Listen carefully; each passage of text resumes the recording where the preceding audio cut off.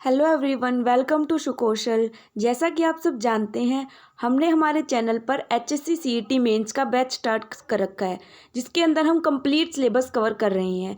तो उसी सीरीज में हमारी आज की जो नेक्स्ट यूनिट है वो है बिजनेस इन्वायरमेंट ऑफ हरियाणा। आज हम इस यूनिट को कवर करेंगे, कंप्लीट कवर नहीं करेंगे, इसको अलग अलग पार्ट्स में कवर करेंगे क्योंकि काफ़ी ज़्यादा टॉपिक्स हैं इस यूनिट के अंदर। तो आज जो है इस यूनिट का पार्ट 1 है, शायद 2 पार्ट्स और आए इस यूनिट के। काफ़ी बड़ी यूनिट है तो और डिटेल में भी चीज़ें हमें करने की ज़रूरत है क्योंकि हरियाणा से रिलेटेड जो है चीज़ें इसके अंदर है, तो ज़्यादा चांसेज हैं कि एग्जाम में से ज़्यादा सवाल आ सकते हैं। ठीक है, ये चांसेज है, इंपॉर्टेंट यूनिट है। तो आज हम इसके फर्स्ट पार्ट को कवर करेंगे। और अगर आपने पहले वाली क्लासेस नहीं देखी है तो इस वीडियो के डिस्क्रिप्शन बॉक्स में आपको प्लेलिस्ट का लिंक मिल जाएगा, वहाँ पे आपको सारी वीडियोस मिल जाएंगी, आप जाके देख सकते हो। और अगर आपको पीडीएफ चाहिए, दोनों मीडियम में, हिंदी और इंग्लिश दोनों मीडियम में आपको पीडीएफ मिलेगा इस वीडियो का, वो भी आप हमारे टेलीग्राम चैनल से ले सकते हो। टेलीग्राम चैनल का लिंक भी आपको इस वीडियो के डिस्क्रिप्शन बॉक्स में मिल जाएगा। ठीक है, अब हम क्लास को स्टार्ट करते हैं। एक बार हम टॉपिक देख लेते हैं कौन कौन से हम कवर करेंगे। तो ये आपके यूनिट का पूरा सिलेबस है, आपके जो एग्ज़ाम का सिलेबस है उसके अंदर दिया हुआ है। आज हम बात करेंगे सिर्फ इन टॉपिक्स की, जिसके अंदर हम बात करेंगे हरियाणा इकोनॉमी की, उसकी क्या नेचर करैक्टरिस्टिक्स हैं, क्या प्रॉब्लम है, और जो इकोनॉमिक डेवलपमेंट का कंसेप्ट है उसको डिस्कस करेंगे। उसके अलावा जो हरियाणा इकोनॉमी का क्या स्टेटस रहा जब से हरियाणा बना है तब से, किस किस के मामले में, इनकम के मामले में, पॉपुलेशन और हेल्थ न्यूट्रिशन, और जो डिक्लाइनिंग सेक्स रेशो है, ये एक टॉपिक है। इन टॉपिक्स को हम आज के इस क्लास के अंदर कवर करेंगे। तो चलिए स्टार्ट करते हैं। सबसे पहले हम समझते हैं कि एक इकोनॉमी क्या होती है। अब देखो, एक इकोनॉमी क्या होती है। इकोनॉमी एक तरह से सिस्टम या स्ट्रक्चर की तरह होती है, जिसके अंदर एक इकोनॉमी एक कंट्री की हो सकती है, एक स्टेट की हो सकती है। तो इकोनॉमी यानी कि एक ऐसा सिस्टम या स्ट्रक्चर जो बताता है कि एक देश के अंदर एक मतलब एक पर्टिकुलर एरिया में, एक पर्टिकुलर रीजन में क्या एक तरह से क्या चीज़ प्रोड्यूस हुई है, या क्या किन चीज़ों का प्रोडक्शन हुआ है, किन गुड्स एंड सर्विसेज का एक पर्सन से दूसरे पर्सन के बीच में ट्रांजैक्शन हुआ है। ये जो सारी चीज़ें हैं ये एक इकोनॉमी के अंदर, मतलब ये इकोनॉमी के अंदर इंक्लूड होती है। इन सब चीज़ों का एक तरह से ट्रांजैक्शन हम बोल सकते हैं एक इकोनॉमी के अंदर होता है। तो अब इकोनॉमी एक तरह से एक स्ट्रक्चर की तरह होता है, जिसके अंदर की कुछ क्या चीज़ें इकोनॉमी के अंदर प्रोड्यूस की गई है, क्या चीज़ें कंज्यूम की गई है, क्या गुड्स एंड सर्विसेज, वो सारी चीज़ें अगर हम उन सबको ऐड अप कर दें तो वो एक इकोनॉमी बन जाती है। एक तरह से कि जो गुड्स और सर्विसेज हैं एक कंट्री के अंदर वो कितनी प्रोड्यूस हुई है, उसको हम एक तरह से इंडिकेट करते हैं एक पर्टिकुलर रीजन की, कंट्री की, या किसी भी स्टेट की इकोनॉमी को। तो और इकोनॉमी में एक मतलब अलग अलग पार्ट्स होते हैं, जैसे आपने पढ़ा होगा माइक्रो इकोनॉमिक्स, मैक्रो इकोनॉमिक्स। तो इनमें हम कुछ ऐसी चीज़ें पढ़ते हैं कि एक पूरी जो एक कंट्री है उसके अंदर जो मनी है और जो एक तरह से रिसोर्सेज हैं, जो फिजिकल रिसोर्सेज हैं, उनका कैसे फ्लो होता है, वो जो पूरा सिस्टम है उसको कैसे मैनेज किया जाता है।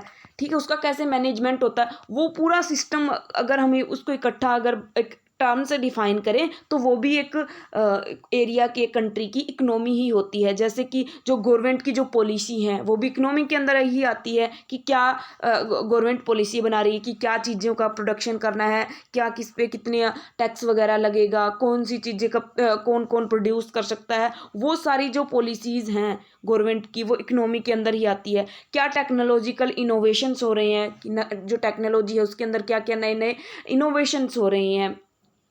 और जो इंटरनेशनल ट्रेड है, यानी कि एक कंट्री का दूसरी कंट्री के साथ जो ट्रेड होता है, इंटरनेशनल ट्रेड, वो सारी चीज़ें भी एक इकोनॉमी के अंदर ही आती हैं। और जो सोशल और कल्चरल नॉर्म्स हैं, यानी कि जो रीति रिवाज हैं कल्चरल, एक तरह से किसी कल्चर के पर्टिकुलर और एक किसी सोसाइटी के, वो सारी चीज़ें एक तरह से इफ़ेक्ट करती हैं एक इकोनॉमी को, और ये सारे कंपोनेंट की तरह होते हैं इकोनॉमी के। ठीक है, अब इकोनॉमी का अगर एक नॉर्मल सी बात में मतलब नॉर्मल से तरीके से हम बात करें तो इकोनॉमी यानी कि एक पर्टिकुलर रीजन में, एरिया में क्या चीज़ें प्रोड्यूस की जाती हैं, किन चीज़ों का लोग कंजप्शन करते हैं, यानी कि उनको यूज़ करते हैं, वो पूरा जो फ्लो है एक तरह से इन कंपोनेंट्स का, गुड्स एंड सर्विसेज का, वहीं एक इकोनॉमी होती है एक पर्टिकुलर रीजन की या एरिया की। अब हम बात करते हैं हरियाणा इकोनॉमी की। हमारा जो यूनिट है उसका नाम है, जो इन्वॉल्वमेंट है हरियाणा का एक तरह से इकोनॉमिक के पर्सपेक्टिव से। तो हरियाणा इकोनॉमी की बात करें तो हरियाणा की जो मेन इकोनॉमी है उसमें मेनली मतलब सब जो नॉर्मल इकोनॉमिक्स होती है उनमें तीन कुछ सेक्टर्स होते हैं कि वो सेक्टर पूरी मिलके एक इकोनॉमी जो है उस वो फॉर्म होती है। सेक्टर मीन्स कि किन किन एरियाज़ में क्या क्या चीज़ें प्रोड्यूस की जा रही हैं उसके बेसिस पे सेक्टर होते हैं। तो जो हरियाणा इकोनॉमी है वो मेनली एग्रीकल्चरल इकोनॉमी है, यानी कि एक एग्रीकल्चर जो है वो एक मेन पार्ट है हरियाणा की इकोनॉमी का, क्योंकि यहाँ पर ज़्यादा जो लोग हैं हरियाणा के अंदर वो ज़्यादा मतलब एग्रीकल्चर में ज़्यादा इन्वॉल्व हैं, यानी कि ज़्यादा खेती वाला जो ऑक्यूपेशन है उसको ज़्यादा मतलब ज़्यादा लोग जो है वो करते हैं खेती। तो इस वजह से मेन जो इकोनॉमी अगर हम डिफाइन करें मेन, तो जो एग्रीकल्चरल इकोनॉमी है हरियाणा की इकोनॉमी, क्योंकि जो एक तरह से लोकेशन है हरियाणा की वो भी एक ऐसी जगह पे है जो एक मतलब जो लोकेशन है वो कि जो एक तरह से जो लैंड है, जो ज़मीन है वो एग्रीकल्चर के हिसाब से ज़्यादा अच्छी मतलब एग्रीकल्चर के हिसाब से जो एक लैंड है वो है हरियाणा की, मतलब फर्टाइल जो है वो लैंड है, फर्टाइल यानी कि उपजाऊ जो भूमि है, हम इसको हिंदी में बोले तो वो है हरियाणा की। तो इसलिए एग्रीकल्चर जो है वो एक मेन ऑक्यूपेशन है हरियाणा के लोगों का, ठीक है। और अगर हम बात करें एग्रीकल्चर में भी किन चीज़ों का मेन कंट्रीब्यूशन है, तो वीट और जो राइस ये जो मेन क्रॉप हैं, फसलें हैं, इनका मेन कंट्रीब्यूशन है हरियाणा के अंदर। कि अगर हम बात करें कि एग्रीकल्चर के फील्ड में काफ़ी ज़्यादा रिच कल्चर है हरियाणा की इकनॉमी में, यानी कि जो कल्चरल एक तरह से कल्चर जो है वो भी काफ़ी रिच है, हाई है। वैसे लोकेशन आपको पता ही है कि हरियाणा की लोकेशन क्या है, कि एक तरह से जो हम मतलब अलग अलग जोग्राफिकल वो होते हैं कि मतलब एक अगर हम इंडिया की आपने जोग्राफी पढ़ी हो कि जैसे कि जो जो जम्मू कश्मीर है, जो JNK है, वहाँ पर जो ज़्यादा वो हैं, ज़्यादा मतलब पहाड़ वगैरह हैं, तो वहाँ पर उस तरह की चीज़ें जो हैं वो एक तरह से पैदा हो उनकी पैदावार होती है। लेकिन हरियाणा की बात करें तो उसका जो इलाका है, उसकी जो ज़मीन है वो मैदानी इलाका है, ठीक है। तो इसलिए वहाँ की जो एक तरह से काफ़ी ज़्यादा वहाँ पर रिवर्स वगैरह जो है उनका अच्छा नेटवर्क है, तो इस वजह से ज़्यादा जो मतलब फसलें जो हैं वो ज़्यादा होती हैं हरियाणा की इकनॉमी के अंदर, उनका काफ़ी ज़्यादा रोल है, और जो लोग हैं वो भी ज़्यादा इन्वॉल्व हैं एग्रीकल्चर फील्ड के अंदर ही, ठीक है। अब बात करें उसके अलावा और क्या क्या सेक्टर है, तो जो इंडस्ट्रियल सेक्टर है और जो सर्विस सेक्टर है वो भी उनका भी अच्छा कंट्रीब्यूशन है हरियाणा की इकनॉमी में। मेनली हम 3 सेक्टर की बात करते हैं किसी इकनॉमी में, एक एग्रीकल्चर की एग्रीकल्चर जो खेती बाड़ी से जो चीज़ें प्रोड्यूस होती हैं, क्योंकि इकोनॉमी में हम बात करते हैं कि क्या चीज़ें प्रोड्यूस कर रही, क्या किन चीज़ों को बनाया जा रहा है, किन चीज़ों का प्रोडक्शन हो रहा है, तो एग्रीकल्चर एक मेन सेक्टर होता है। उसके अलावा इंडस्ट्रीज़ यानी कि जहाँ पर कुछ कोई चीज़ें कोई प्रोडक्ट जो है वो मैन्युफैक्चर किए जाते हैं, यानी कि जो फैक्ट्रीज़ में जो चीज़ें बनाई जाती हैं वो आती है इंडस्ट्री के अंडर। उसके अलावा एक थर्ड सेक्टर होता है सर्विस सेक्टर, सर्विस जहाँ पर सर्विसेज प्रोवाइड की जाती हैं, जैसे कि जो होटल वगैरह हैं, बैंकिंग है, या जो और लीगल सर्विसेज हैं जैसे हेल्थ वगैरह वाली सर्विस हैं, ये आती हैं सर्विस के अंदर। कि अगर कोई सर्विस प्रोवाइड की जा रही है तो उससे भी वो भी एक इकोनॉमी का ही पार्ट है, इकोनॉमिक एक्टिविटी ही है। तो ये तीनों चीज़ें मिला के ये 3 मेन सेक्टर होते हैं एक इकोनॉमी के। तो अगर हम बात करें जब हरियाणा की, तो एग्रीकल्चर की तो बात कर ही ली कि एग्रीकल्चरल इकोनॉमी है हरियाणा की। उसके अलावा जो इंडस्ट्रियल सेक्टर है वो भी काफ़ी ज़्यादा अच्छा है हरियाणा का, ठीक है। और उसकी जो ग्रोथ है, उसका जो डेवलपमेंट है वो भी काफ़ी ज़्यादा हुआ है। अगर हम बात करें हरियाणा का, जो जिस टाइम पे हरियाणा बना था उस टाइम पे जो इंडस्ट्रियल सेक्टर था, और करंट में अब आज के टाइम पे जो इंडस्ट्रियल सेक्टर है उसकी मेन बात करें कि मेन कौन कौन सी इंडस्ट्रीज़ हैं हरियाणा के अंदर, फेमस जो इंडस्ट्रीज हैं वो है ऑटोमोटिव, यानी कि जो मोबाइल एक तरह से इंडस्ट्री है ऑटोमोबाइल, यानी कि जहाँ पर ये व्हीकल्स वगैरह बनते हैं, कार वगैरह, ये व्हीकल जो होते हैं वो एक मेन इंडस्ट्री है हरियाणा में। और IT जो इंफॉर्मेशन टेक्नोलॉजी IT सेक्टर है, एग्रीकल्चर की तो हमने बात कर ही ली। उसके अलावा पेट्रोकेमिकल एक मेन मेजर इंडस्ट्री है हरियाणा के अंदर। अब ये पेट्रोकेमिकल क्या होता है? पेट्रोकेमिकल जो मतलब जो कच्चे तेल वगैरह से जो चीज़ें बनाई जाती हैं कि जो पेट्रोल वगैरह बनाए जाते हैं, जो कच्चे तेल की रिफाइनिंग से, माइनिंग वगैरह से, वो जो इंडस्ट्री है वो उसको बोलते हैं पेट्रोकेमिकल। तो अगर बात करें मेन इंडस्ट्रीज़ की तो वो है ऑटोमोटिव, IT, एग्रीकल्चर और पेट्रोकेमिकल। ये मेन इंडस्ट्रीज़ हैं हरियाणा के अंदर, ठीक है। उस जो ऑटो कंपोनेंट है उसके अंदर तो एक तरह से हरियाणा के अंदर एक पूरा हब है। मतलब कंट्री में अगर हम पूरे इंडिया में देखें तो मेन जो हब है ऑटोमोबाइल सेक्टर का वो हरियाणा के अंदर ही है। आपने सुना भी होगा कि जो हिसार है, हिसार डिस्ट्रिक्ट है हरियाणा का, उसके अंदर एक फेमस ऑटो मार्केट है, बहुत बड़ी ऑटो मार्केट है। तो ऑटोमोबाइल जो सेक्टर है वो एक मेजर सेक्टर है। और ये जो IT, एग्रीकल्चर और पेट्रोकेमिकल ये तो है ही, ठीक है।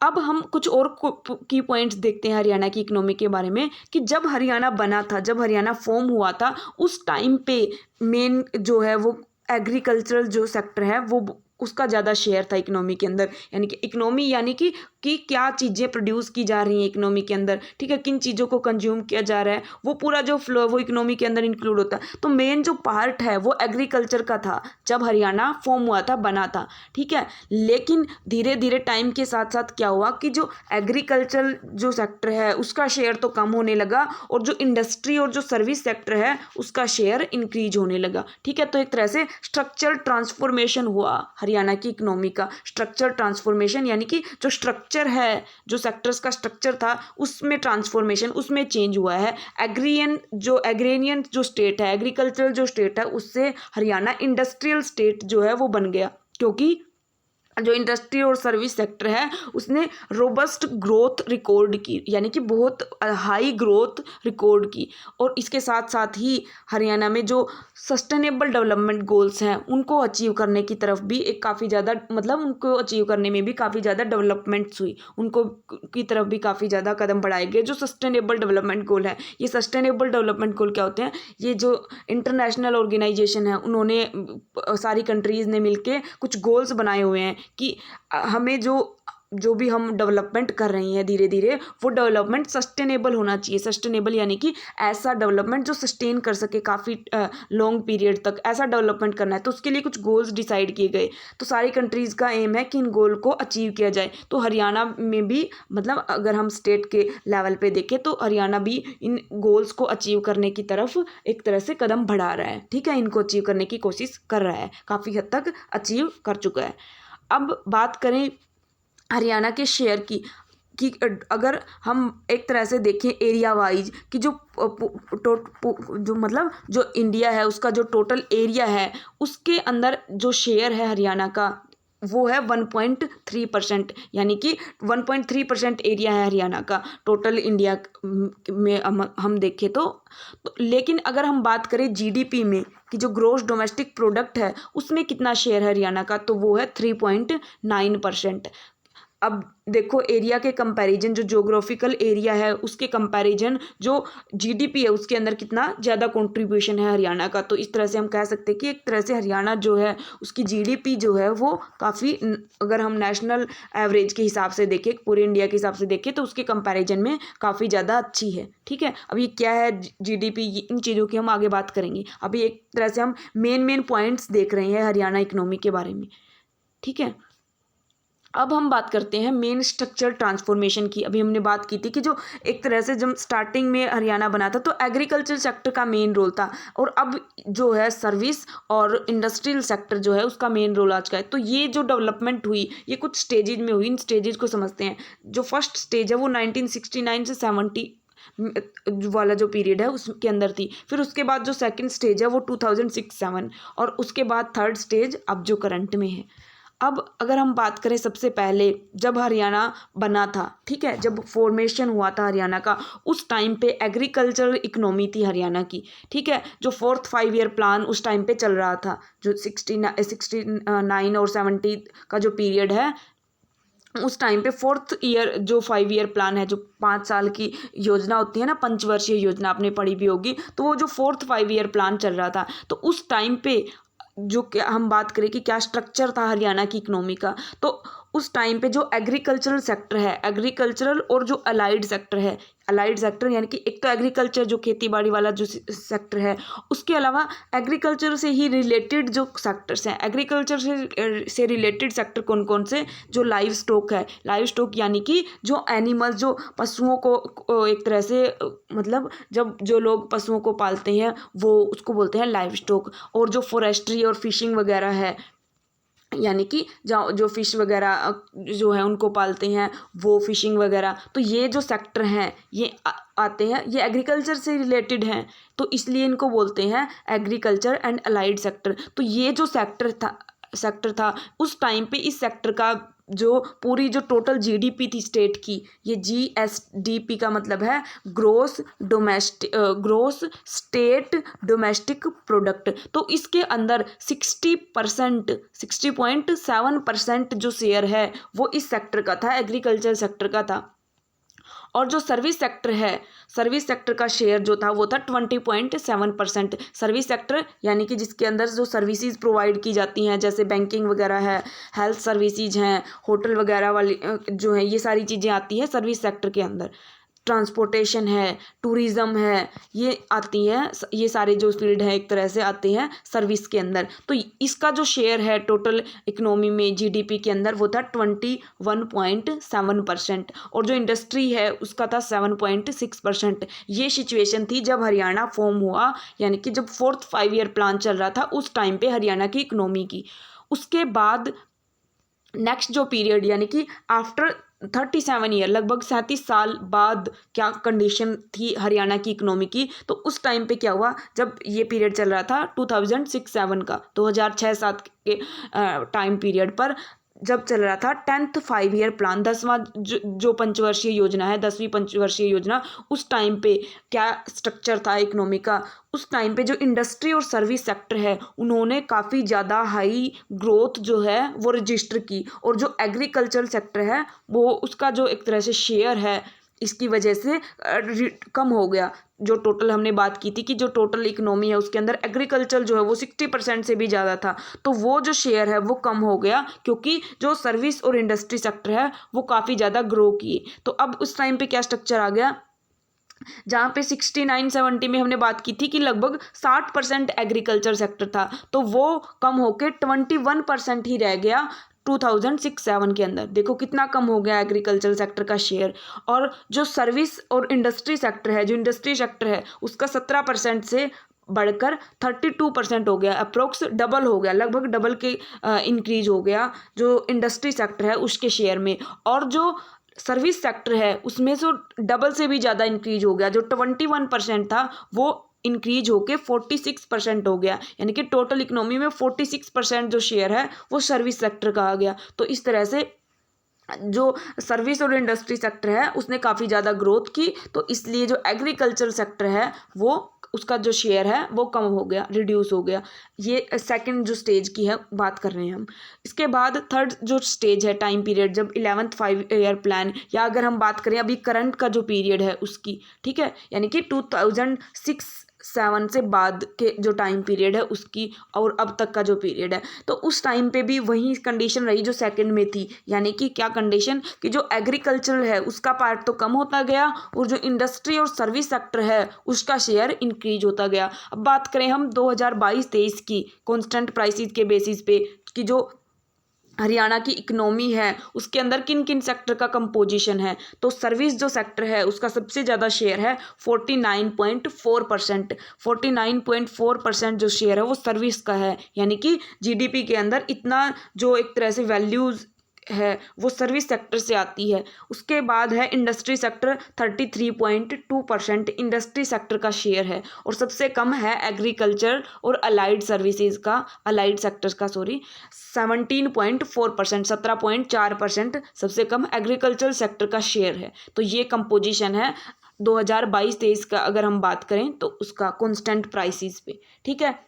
तो इस तरह से हमने देखा कि जब एग्रीकल्चर, जब हरियाणा बना था तब एग्रीकल्चरल इकोनॉमी थी, तो उससे कैसे ट्रांसफॉर्म हुआ, कैसे एक तरह से स्ट्रक्चरल चेंज आया, स्ट्रक्चरल ट्रांसफॉर्मेशन हुआ हरियाणा की इकोनॉमी का, जो स्टेट की इकोनॉमी है उसका, ठीक है।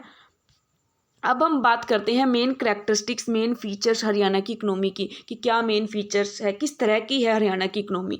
तो सबसे पहला पॉइंट है हाई पर कैपिटा इनकम। जो पर कैपिटा इनकम है, पर कैपिटा इनकम का मतलब क्या है कि जो हमने बात की जो जीडीपी टोटल जो इनकम है, अब ये जीडीपी क्या इंडिकेट करती है, जीडीपी इंडिकेट करती है कि जो टोटल कितनी गुड्स और सर्विसेज एक पर्टिकुलर रीजन के अंदर प्रोड्यूस की गई। अगर हम एक स्टेट की जीडीपी की बात कर रहे हैं तो एक स्टेट के अंदर कितनी गुड्स और सर्विसेज का प्रोडक्शन हुआ, एक तरह से ये जो जीडीपी होती है ये इंडिकेट करती है एक पर्टिकुलर रीजन के लोगों की इनकम क्या है, ठीक है, इनकम को इंडिकेट करती है। तो अब अगर ये जो इनकम है, ये इनकम तो पूरे स्टेट की है, और अगर हम बात करें कि एक पर्सन, एक व्यक्ति की क्या इनकम है, क्या अर्निंग्स है एक व्यक्ति की, तो उसको हम बोलते हैं पर कैपिटा इनकम, यानी कि पर पर्सन, एक पर्सन की क्या इनकम है। तो वो जो पर कैपिटा इनकम है वो काफ़ी ज़्यादा हाई है हरियाणा की। अगर हम बात मतलब अगर हम कंपैरिजन के पर्सपेक्टिव से देखें दूसरे स्टेट के कंपैरिजन कि जो और स्टेट है हरियाणा के, उनके कंपैरिजन हरियाणा की जो पर कैपिटा इनकम है वो काफ़ी ज़्यादा हाई है, ज़्यादा है। नेक्स्ट है फेवरेबल ज्योग्राफिक लोकेशन। जो लोकेशन है हरियाणा की वो काफ़ी ज़्यादा फेवरेबल है, यानी कि अच्छी ज्योग्राफिकल लोकेशन है जहाँ पर अच्छे जो रिसोर्सेज हैं एक तरह से वो अवेलेबल हैं, तो ज्योग्राफिकल लोकेशन जो है वो काफ़ी ज़्यादा अच्छी है। नेक्स्ट है रूरल डोमिनेटेड इकनॉमी। मेन जो शेयर है मतलब जो इकनॉमी है वो रूरल है, क्योंकि ज़्यादातर लोग जो है वो गाँव में रहते हैं, तो जो इकनॉमी है उसके अंदर भी जो रूरल जो है एक तरह से रूरल जो एरिया है वो डोमिनेट करता है, ठीक है। नेक्स्ट है conducive business environment. Conducive business environment यानी कि एक अच्छा बिजनेस इन्वायरमेंट जो है वो हरियाणा के अंदर अवेलेबल है, यानी कि अच्छा एक तरह से बिजनेस इन्वायरमेंट यानी कि जहाँ पर बिजनेसेस जो हैं वो अच्छे से डेवलप हो सके, अच्छे से ओपन हो सके, उनके लिए अच्छा इन्वायरमेंट, ज़्यादा से ज़्यादा बिजनेस जो है वो ओपन हो सके, डेवलप हो सके, तो वो उसके लिए एक अच्छा इन्वायरमेंट है हरियाणा के अंदर।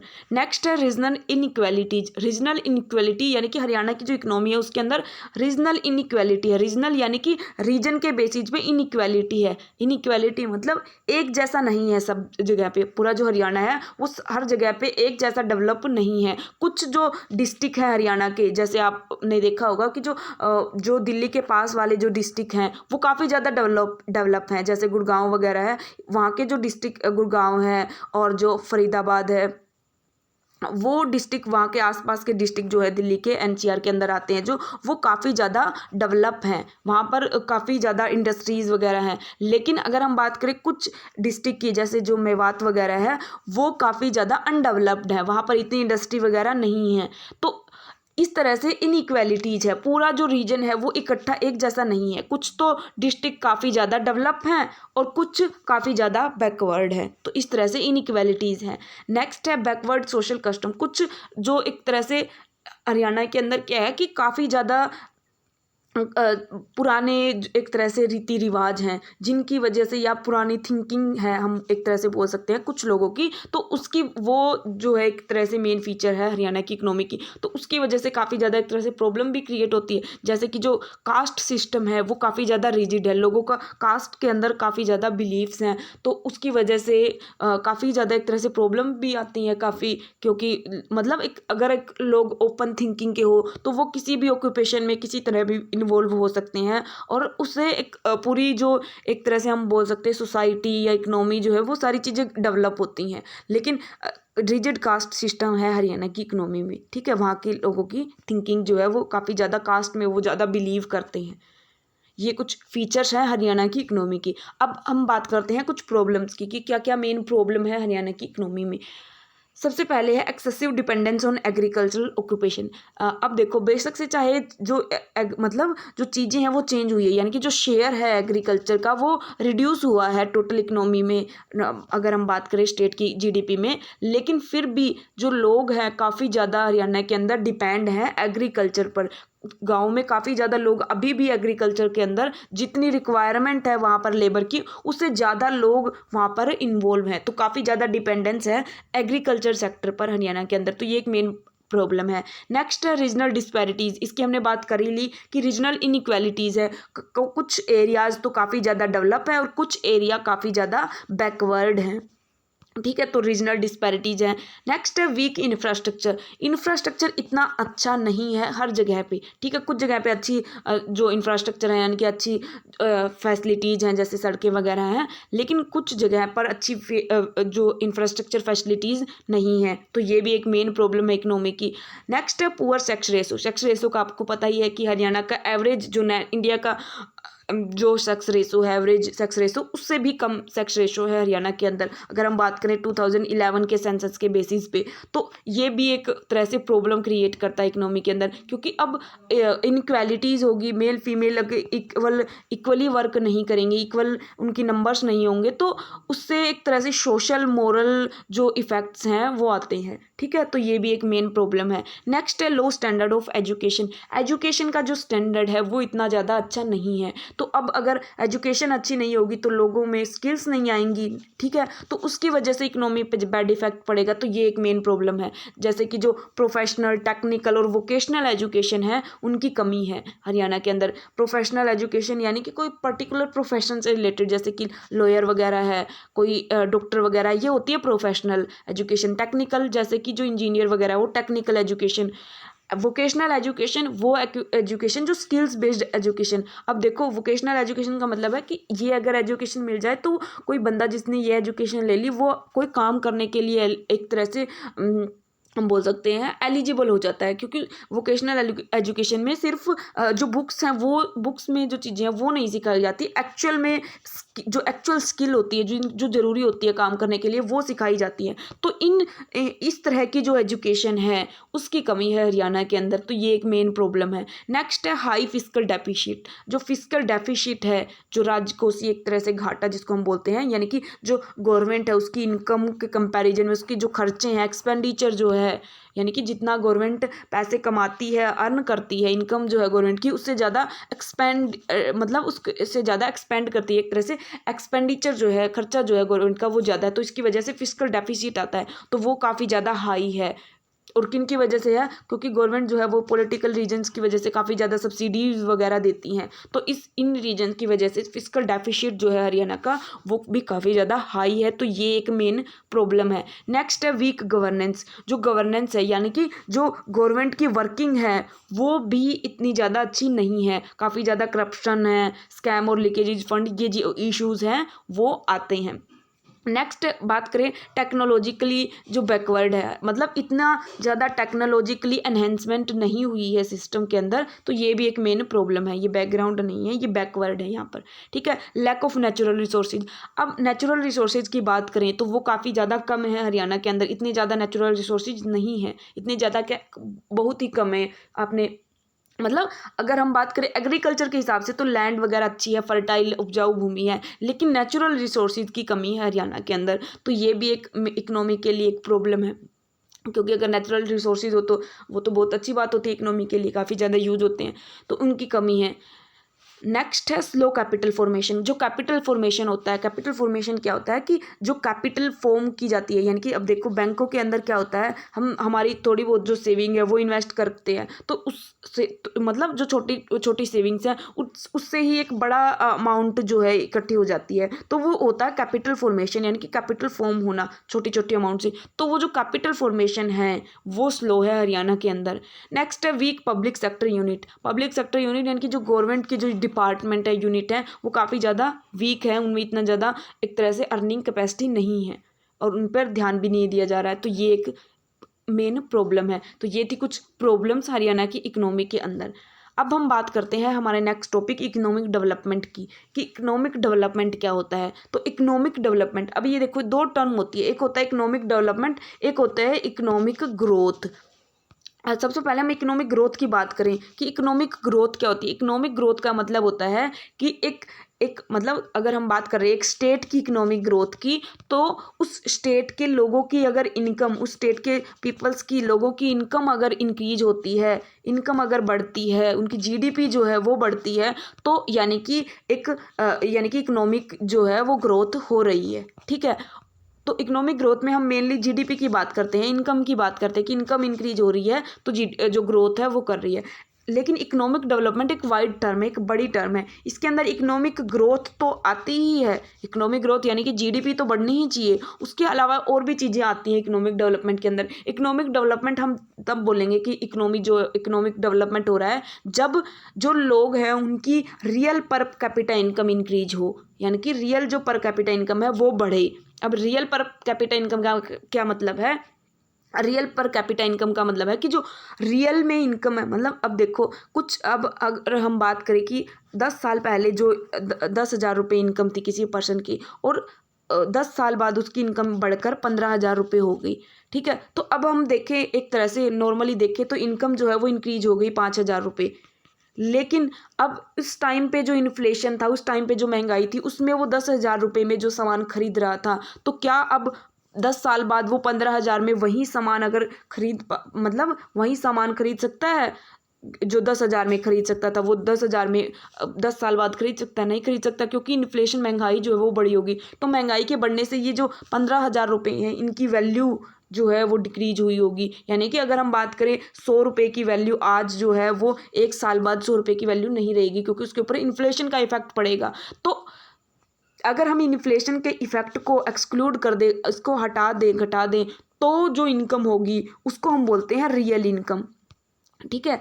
तो हमें रियल इनकम जो है वो बड़ी होनी चाहिए, तब हम मानते हैं कि इकोनॉमिक डेवलपमेंट हुआ है। यानी कि ऐसे नहीं है कि नॉर्मल इनकम जो है वो इंक्रीज होगी, क्योंकि नंबर्स तो मान लो अगर किसी कोई 100 रुपये कमा रहा था, तो 100 रुपये में कोई एक चीज़ खरीद रहा था, लेकिन कुछ टाइम पीरियड बाद क्या हुआ, उसकी इनकम बढ़ के 150 हो गई। लेकिन ये जो 100 रुपये में जो सामान खरीद रहा था, अब जब इनकम 150 होगी, तब उस जिस चीज़ को 100 रुपये मिल रही थी उसका प्राइस भी बढ़ के 150 हो गया। तो अगर हम देखें नॉर्मली, तो इस पर्सन की इनकम 50 रुपये इंक्रीज हुई। लेकिन अगर हम देखें रियल सेंस में, तो क्या इस सच में इसकी इनकम इंक्रीज हुई? क्योंकि उस टाइम पे भी ये वही एक चीज़ खरीद पा रहा था अपनी इनकम से, और आज भी ये वही इनकम, मतलब वही एक प्रोडक्ट खरीद पा रहा है अपनी इनकम से। तो रियल में इसकी इनकम जो है वो इंक्रीज नहीं हुई, ठीक है, कोई भी इंक्रीज नहीं हुआ। तो इस तरह से रियल इनकम जो है, पर कैपिटा इनकम है, वो इंक्रीज होनी चाहिए। उसके अलावा कुछ और चीज़ें जो है वो भी होनी चाहिए, तब हम इकोनॉमिक डेवलपमेंट मानते हैं। जैसे कि जो इनइक्वालिटी है, इनइक्वालिटी यानी कि एक तरह से जो लोग हैं वो कुछ तो बहुत ज़्यादा अमीर हैं और कुछ बहुत ज़्यादा गरीब हैं। तो ये जो इनइक्वालिटी है, वो इनइक्वालिटी कम होनी चाहिए, रिड्यूस होनी चाहिए। पावर्टी, जो गरीबी है, वो कम होनी चाहिए। इलिटरेसी भी कम होनी चाहिए, और जो डिजीज हैं, इन सारी चीज़ों में रिडक्शन होना चाहिए, कम होनी चाहिए। अगर ये दोनों कंडीशंस फुलफिल होती है, तब हम मानते हैं कि इकोनॉमिक डेवलपमेंट है। यानी कि इकोनॉमिक डेवलपमेंट का मतलब है ये दोनों चीज़ें इंश्योर हो, यानी कि real income, real per capita income increase हो, और जो इनइक्वालिटी, पावर्टी, लिटरेसी और जो डिजीज हैं, इन सारी चीज़ों के अंदर कमी आए, रिडक्शन हो इनका, तब हम मान सकते हैं, इंश्योर कर सकते हैं कि इकोनॉमिक डेवलपमेंट है, ठीक है। अब कुछ इंडिकेटर्स इकोनॉमिक डेवलपमेंट के, इंडिकेटर्स यानी कि एक तरह से क्या मतलब होता है इकोनॉमिक डेवलपमेंट का। तो जो रियल पर कैपिटा इनकम है, जब वो बढ़ती है, तब इकोनॉमिक डेवलपमेंट को इंडिकेट करती है वो। उसके अलावा इकोनॉमिक वेलफेयर में इंक्रीज होता है। अब इकोनॉमिक वेलफेयर का क्या मतलब है? इकोनॉमिक वेलफेयर का मतलब है कि जो हेल्थ फैसिलिटी हैं वो इम्प्रूव होती हैं, अच्छी हेल्थ फैसिलिटी मिलती है लोगों को। एजुकेशन की जो फैसिलिटी है वो बेटर मिलती है, अच्छी सी एजुकेशन मिलती है। अगर ये दोनों चीज़ें इंश्योर होती है, तो हम मानते हैं कि इकोनॉमिक वेलफेयर हो रहा है, लोगों का एक तरह से वेलफेयर हो रहा है इकोनॉमिकली। तो इकोनॉमिक वेलफेयर इंक्रीज होता है, तब हम मानते हैं कि इकोनॉमिक डेवलपमेंट हो रहा है। उसके अलावा जो नेचुरल रिसोर्सेज हैं, उनको अच्छे से जुडिशियसली अच्छे से यूज किया जाए कि कोई वेस्टेज भी ना हो और उनसे बेनिफिट भी लिए जा सके। तो ये सब सारी चीज़ें इंश्योर होती हैं, ये इंडिकेट करती हैं कि इकोनॉमिक डेवलपमेंट हो रहा है। तो इकोनॉमिक डेवलपमेंट के ये इंडिकेटर्स हैं, ठीक है। अब हम बात करते हैं हमारे next topic, state of the Haryana economy since its inception. ये एग्जैक्ट टॉपिक बना, इसका मतलब क्या है कि हरियाणा इकोनॉमी जब हरियाणा बना था उससे लेके अब का जो टाइम पीरियड है उस तक क्या स्टेटस रहा हरियाणा की इकोनॉमी का। तो इनको हम चार चीज़ों के पर्सपेक्टिव में देखेंगे, इनकम के, पॉपुलेशन के, हेल्थ और न्यूट्रिशन के और डिक्लाइनिंग सेक्स रेशो। ठीक है, इनके पर्सपेक्टिव में क्या हरियाणा की इकोनॉमी के अंदर एक तरह से चेंजेज आए हैं, क्या कंडीशन रही है।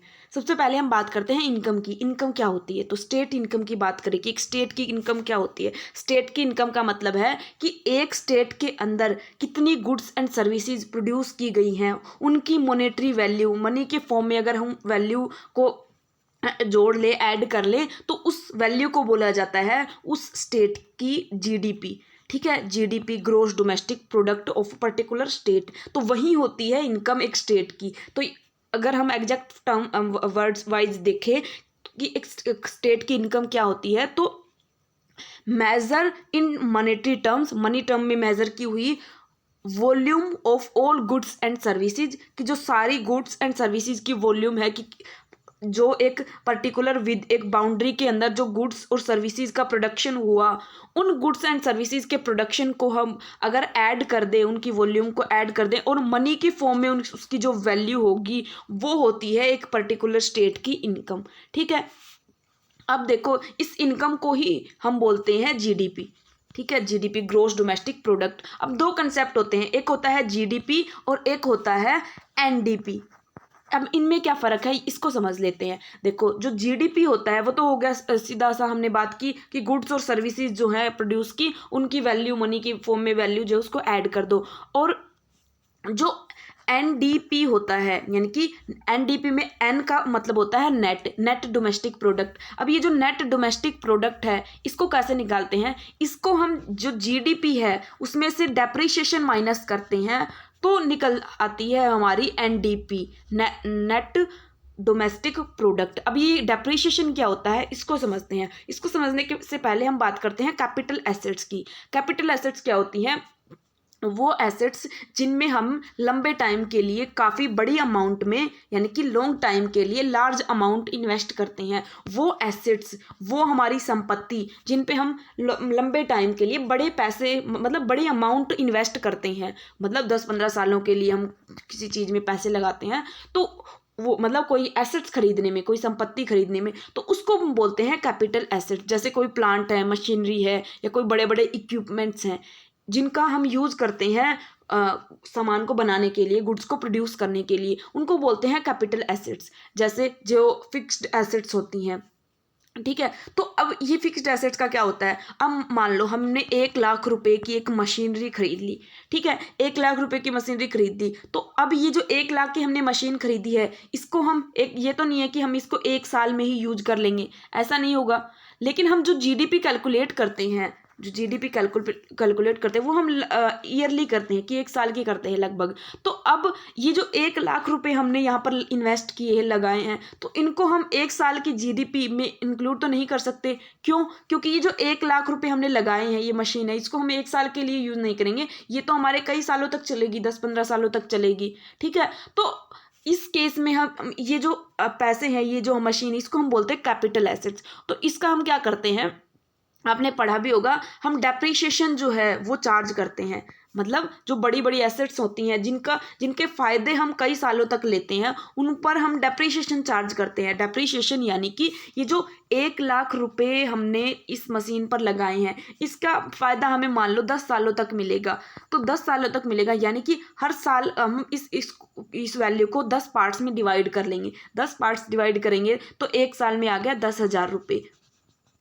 तो यानी कि हर साल हम 10,000 रुपये ही खर्च करेंगे और बाकी का जो बैलेंस है वो हमारा बच जाएगा एसेट्स का। ठीक है, तो अब देखो फर्स्ट ईयर, देखो हम अगर हम फर्स्ट ईयर की बात करें, तो फर्स्ट ईयर हमें क्या होगा, 1,00,000 रुपये हमने लगाए, तो हम 10,000 रुपये एक तरह से डेप्रिसिएशन के माइनस कर देंगे, और हमारे पास जो वैल्यू है एसेट की वो बच जाएगी 90,000, क्योंकि हमने 1,00,000 की खरीदी थी, 10 साल की हमने 1 साल में यूज़ कर ली, अगली साल की जो 9 सालों के लिए बची, हमारी 90,000 की वैल्यू बच गई। तो ये जो 10,000 रुपये माइनस किए, ये होते हैं डेप्रिसिएशन, यानी कि इतने वैल्यू की एसेट्स को हमने यूज कर लिया 1 साल के दौरान। तो जो जीडीपी हमारी निकली है, जो गुड्स एंड सर्विसेज हमने प्रोड्यूस की, उसमें से हम ये 10,000 रुपये, ये जो डेप्रिसिएशन है, ये अगर माइनस कर दें, तो जो वैल्यू बचेगी वो आती है नेट डोमेस्टिक प्रोडक्ट, उसको हम बोलते हैं नेट डोमेस्टिक प्रोडक्ट या एनडीपी। तो इस तरह से पूरे स्टेट के अंदर जो कैपिटल एसेट्स हैं उनके ऊपर जो डेप्रिसिएशन लगा उसको हम घटा दें पूरे जो स्टेट है उसकी जीडीपी में से, तो बच जाती है पूरे स्टेट की नेट स्टेट डोमेस्टिक प्रोडक्ट या एनएसडीपी। ठीक है, तो ये कंसेप्ट होता है जीडीपी का और एनडीपी का। आई होप आपको समझ आ गई होगी चीज़ें। अब हम बात करते हैं नेक्स्ट, ये जो जीडीपी है की हम बात कर रहे हैं, इसके अंदर क्या क्या इंक्लूड होता है। इसकी हमने पहले भी बात कर चुके हैं कि 3 मेन सेक्टर जो हैं वो फॉर्म करते हैं, उनको मिला के बनती है पूरी जीडीपी। अब ये 3 सेक्टर कौन कौन से हैं। सबसे पहले प्राइमरी सेक्टर जो एग्रीकल्चर सेक्टर भी हम जिसको बोलते हैं, जिसके अंदर आता है एग्रीकल्चर, फॉरेस्ट्री, फिशिंग, माइनिंग, ये चीज़ें आती हैं। इनकी हम पहले भी बात कर चुके हैं, बस रिवाइज कर लेते हैं जस्ट। सेकेंडरी सेक्टर जहाँ पर इंडस्ट्री आती है, इंडस्ट्रियल सेक्टर जिसको हम बोलते हैं, जिसके अंदर चीज़ें मैन्युफैक्चरिंग की जाती है, फैक्ट्री वाला जो वर्क होता है वो। इसके अंदर क्या क्या इंडस्ट्रीज, कौन कौन सी इंडस्ट्री आती है, इसके अंदर आती है मैन्युफैक्चरिंग इंडस्ट्री, कंस्ट्रक्शन यानी कि जो ब्रिज वगैरह, जो पुल वगैरह, सड़कें वगैरह बनाई जाती हैं वो, और उसके अलावा जो इलेक्ट्रिसिटी, गैस और वाटर सप्लाई का जो डिपार्टमेंट है वो भी आते हैं सेकेंडरी सेक्टर के अंदर ही। नेक्स्ट है सर्विस सेक्टर या टेरिटरी सेक्टर भी बोलते हैं इसको हम, तृतीय सेक्टर या सर्विस सेक्टर। इसके अंदर आती है जो सारी सर्विसेज वाली जो इंडस्ट्री है, मतलब सर्विसेज वाले जो सेक्टर हैं, जैसे कि ट्रेड है, होटल और रेस्टोरेंट्स हैं, ट्रांसपोर्टेशन है, स्टोरेज और कम्युनिकेशन है, यानी कि जो वेयर हाउस वगैरह की फैसिलिटी है, बैंकिंग और इंश्योरेंस है, ये सारे जो सेक्टर हैं वो आते हैं सर्विस सेक्टर के अंदर। रियल एस्टेट है, लीगल और बैंकिंग जो बिजनेस सर्विसेज प्रोवाइड की जाती हैं, पब्लिक एडमिनिस्ट्रेशन है, या और भी किसी तरह की सर्विसेज, वो सारी आती हैं टेरिटरी सेक्टर के अंदर। और इन तीनों सेक्टर को का कंपाइलेशन एक तरह से होता है domestic product, state domestic product या जीडीपी, जो एक स्टेट की हम बोल सकते हैं। ठीक है, तो ये मेन सेक्टर्स होते हैं एक स्टेट की जीडीपी के अंदर। अब हम बात करते हैं हरियाणा के ग्रोस स्टेट डोमेस्टिक प्रोडक्ट की। तो ये जो जीडीपी कैलकुलेट कौन करता है हरियाणा के अंदर, वो करता है department of economic and statistical affairs of Haryana. ये जो डिपार्टमेंट है इकोनॉमिक एंड स्टैटिकल अफेयर्स, ये एस्टिमेट करता है हरियाणा की जीडीपी को कि कितनी जीडीपी है। अगर हम बात करें अभी करंट की, तो जो 2022-23 है उसके एस्टिमेट्स अगर हम देखें, तो जो स्टेट की अभी जो करंट प्राइसेस पे जो जीडीपी एस्टिमेट की गई वो की गई 9,94,154 करोड़ रुपीज़ जो एस्टिमेट की गई। अब ये एग्जैक्ट आपको ये नंबर्स जो है वो याद रखने हैं कि अभी करंट की जो जीडीपी है एडवांस एस्टिमेट के बेसिस पे, करंट प्राइसेस पे, करंट प्राइसेस यानी कि इनके अंदर इन्फ्लेशन वाली चीज़ें वो है वो नहीं ऐड की गई। अभी करंट में जो प्राइस है उसके बेसिस पे, अभी ये जो 22-23 वाले जो प्राइसेस हैं इन्हीं के बेसिस पे ये जो वैल्यू है वो हमारी जीडीपी की आई, हरियाणा की जो स्टेट जीडीपी है उसकी। बात करें ग्रोथ की, तो जो 14.2% जो है वो ग्रोथ रिकॉर्ड की जीडीपी के अंदर, जबकि अगर हम पिछले साल के कंपैरिजन देखें तो कम ग्रोथ हुई। पिछले साल जो 21-22 का जो साल था उसके अंदर 17.4% ग्रोथ रजिस्टर की थी, अब की बार कम है 14.2% ग्रोथ रजिस्टर की है। ये रेट भी आपको याद रखनी है, 14.2 अब 22-23 में और 17.4 21-22 में। एग्जैक्ट वैल्यू जो है वो ये है। ठीक है, जीडीपी की एग्जैक्ट वैल्यू, ये अमाउंट करोड़ में है। ठीक है, ये याद रखना आपको। अब यहाँ पर ये टेबल में भी दी गई हैं चीज़ें, सारे जो नंबर्स हैं वो याद रखने की ज़रूरत नहीं है। ये लास्ट वाली जो फिगर है ये याद रख लेना। इसकी तो हमने बात कर ही ली, करंट प्राइसेस पे क्या थी, और कांस्टेंट प्राइसेस की बात करें, यानी कि जो 11-12 के जो प्राइसेस है 2011-12 के, उनके बेसिस पे अगर हम वैल्यू देखें तो वो एग्जैक्ट जीडीपी की वैल्यू ये है। ठीक है, ये लास्ट वाली फिगर याद रख लेना आप। अब यहाँ पे चार्ट के हेल्प से भी देख सकते हो कंपैरिजन कि हरियाणा और जो पूरा ऑल ओवर जो इंडिया है उसकी जीडीपी की क्या ग्रोथ रही। ठीक है, ग्रोथ का जो शेयर है, देखो 2015-16 की बात करें हम तो 8% थी पूरे इंडिया की जो जीडीपी है उसकी ग्रोथ, लेकिन हरियाणा की बात करें तो वो थी 11.6%। अब बात करें करंट की, तो करंट में लगभग सिमिलर ही थी, 7% इंडिया की थी और 7.1% हरियाणा की थी। और जो 2021-22 है उसमें हरियाणा की ज़्यादा थी 11.3%, और जो ऑल ओवर इंडिया है उसकी 8.7% ग्रोथ थी। ठीक है, तो ये एक लास्ट के जो एक आधे पॉइंट है वो आप याद रख लेना। अब बात करते हैं next per capita national domestic product की, यानी कि पर कैपिटा का मतलब है एक पर्टिकुलर यानी कि एक वन पर्सन की एक अकेले सिटीजन की क्या इनकम है, वो होती है पर कैपिटा इनकम। यानी कि एनुअली एक पर्सन जो है एक स्टेट के अंदर वो कितनी इनकम जनरेट करता है, कितनी इनकम अर्न करता है। अब ये कैसे निकाली जाती है, जो टोटल जीडीपी है उसको हम पॉपुलेशन से डिवाइड कर दें, कि जितनी पॉपुलेशन है उससे डिवाइड कर दें तो वो निकल आती है एक पर्सन की इनकम। ठीक है, अब देखो मान लो कि 1000 जीडीपी है, 1000 जीडीपी है हरियाणा की, मान लो मतलब फॉर एग्जांपल के लिए कि 1000 रुपये जीडीपी है, वैल्यू 1000 रुपये की, और हरियाणा के अंदर 100 लोग हैं, तो पर कैपिटा इनकम हम अगर हम निकालें एक पर्सन की तो इससे डिवाइड कर देंगे तो 10 रुपये आ जाएगा। 10 रुपये मतलब एवरेज जो इनकम है एक हर इंडिविजुअल की वो 10 रुपये आ गई। इसी को बोलते हैं per capita net state domestic product. अब हम बात करते हैं रेट की। तो जो हरियाणा स्टेट है जब बना था 1966 में, उस टाइम पे जो पर कैपिटा इनकम है यानी कि एक इंडिविजुअल की जो इनकम है वो सिर्फ 608 रुपये थी। ठीक है, केवल 608 रुपये, कि एक साल में एक पर्सन जो है वो हरियाणा के अंदर 608 रुपये ही कमाता था एवरेज अगर हम देखें तो 1966 में। लेकिन उसके बाद का जो टाइम पीरियड इसमें काफ़ी ज़्यादा इंक्रीज हुआ पर कैपिटा इनकम में। अब एक high per capita income state है हरियाणा।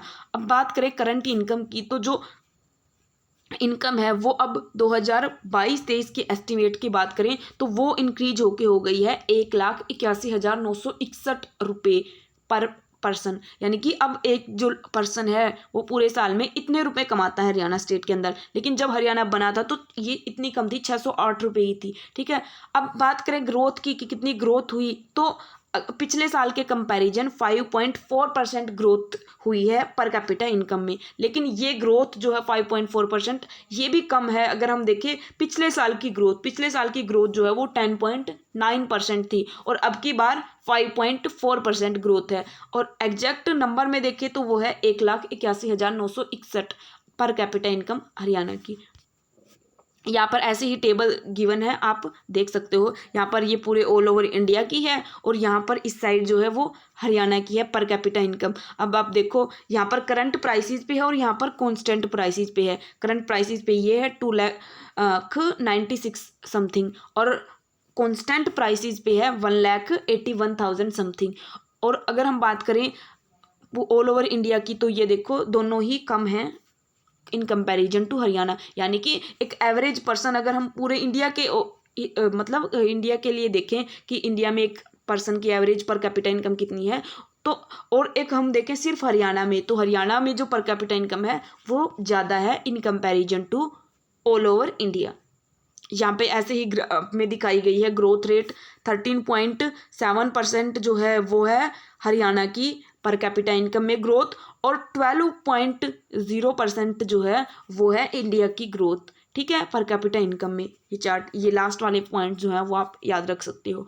अगर हम बात करें कंट्रीब्यूशन की, यानी कि जो टोटल जो जीडीपी है पूरे देश की उसमें हरियाणा का कितना शेयर है, हरियाणा कितना कंट्रीब्यूट करता है। मान लो 100 रुपये है पूरे इंडिया की जीडीपी, तो उसमें से हरियाणा का कितना शेयर है, तो वो है 3.9%। इसकी हमने स्टार्टिंग में भी बात की थी।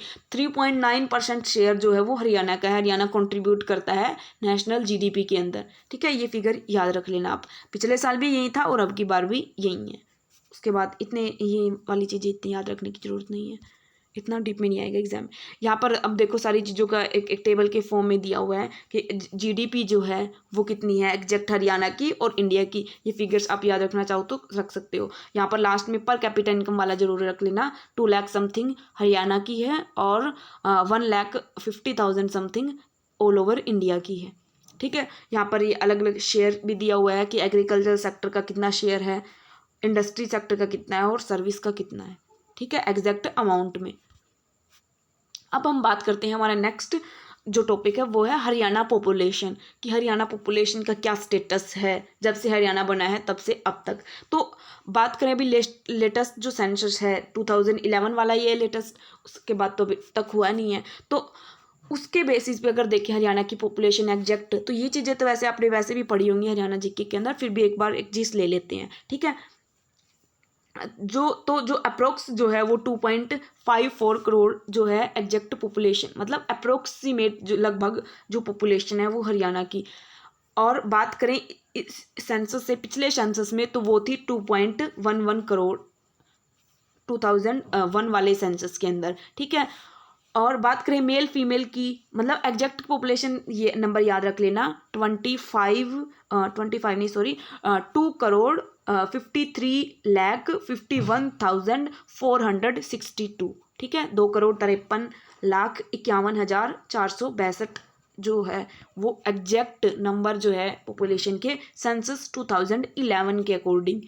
अब यहाँ पर ये मेल हैं और ये फीमेल्स हैं, इनके नंबर हैं, ये आप याद रख लेना। ग्रोथ की बात करें तो 19.90% से ग्रोथ की थी 2011 वाले सेंसस में। लेकिन जो पिछला जो सेंसस था 2001, उस टाइम पे कितनी ग्रोथ हुई थी? 28.06%, ठीक है। टोटल शेयर की बात करें तो 2.09% शेयर है हरियाणा का टोटल इंडिया की पॉपुलेशन के अंदर 2011 के सेंसस के बेसिस पे, ठीक है। उसके बाद सेंसस नहीं आया तो हम उसी के बेसिस पे बात करें। अर्बन और रूरल पॉपुलेशन की, तो अर्बन पॉपुलेशन कितनी है? 34.88% लोग जो हैं वो रहते हैं शहरों के अंदर, और गांव की 65.12% लोग जो हैं वो रहते हैं गाँव के अंदर। बात करें ग्रोथ कितनी हुई, मतलब जो अर्बन पॉपुलेशन है उसमें कितनी ग्रोथ हुई, तो वो हुई 44.59%, ठीक है। ये शेयर है, ये इसमें कंफ्यूज मत हो जाना आप। मतलब 100 लोग हैं अगर हरियाणा के अंदर, तो उसमें से 34.88 तो रहते हैं शहरों में और 65.12 रहते हैं गाँव के अंदर। और ये जो पॉपुलेशन है इससे पहले कुछ और होगी, तो उसमें मतलब पहले कुछ और होगी तो उसके अंदर कितनी ग्रोथ हुई, वो जो परसेंटेज है वो है 44.59%, ठीक है। यहाँ पर चार्ट में मेन जो डेटा है वो टेबल में दिया हुआ है, जैसे कि क्या पॉपुलेशन है, मेल पॉपुलेशन कितनी है, ये चीज़ें आप रीड कर लेना, ठीक है। इनमें कोई समझाने वाली चीज़ें नहीं। अब देखो 2021 का सेंसस तो आया नहीं है, लेकिन कुछ एस्टिमेट किए गए हैं 2023 के, उनमें हम देख लेते हैं। देखो जो एस्टिमेटेड पॉपुलेशन है हरियाणा की वो 2,89 समथिंग अप्रोक्सीमेट एस्टिमेट की गई है। मेल की इतनी है, फीमेल की इतनी है, ठीक है।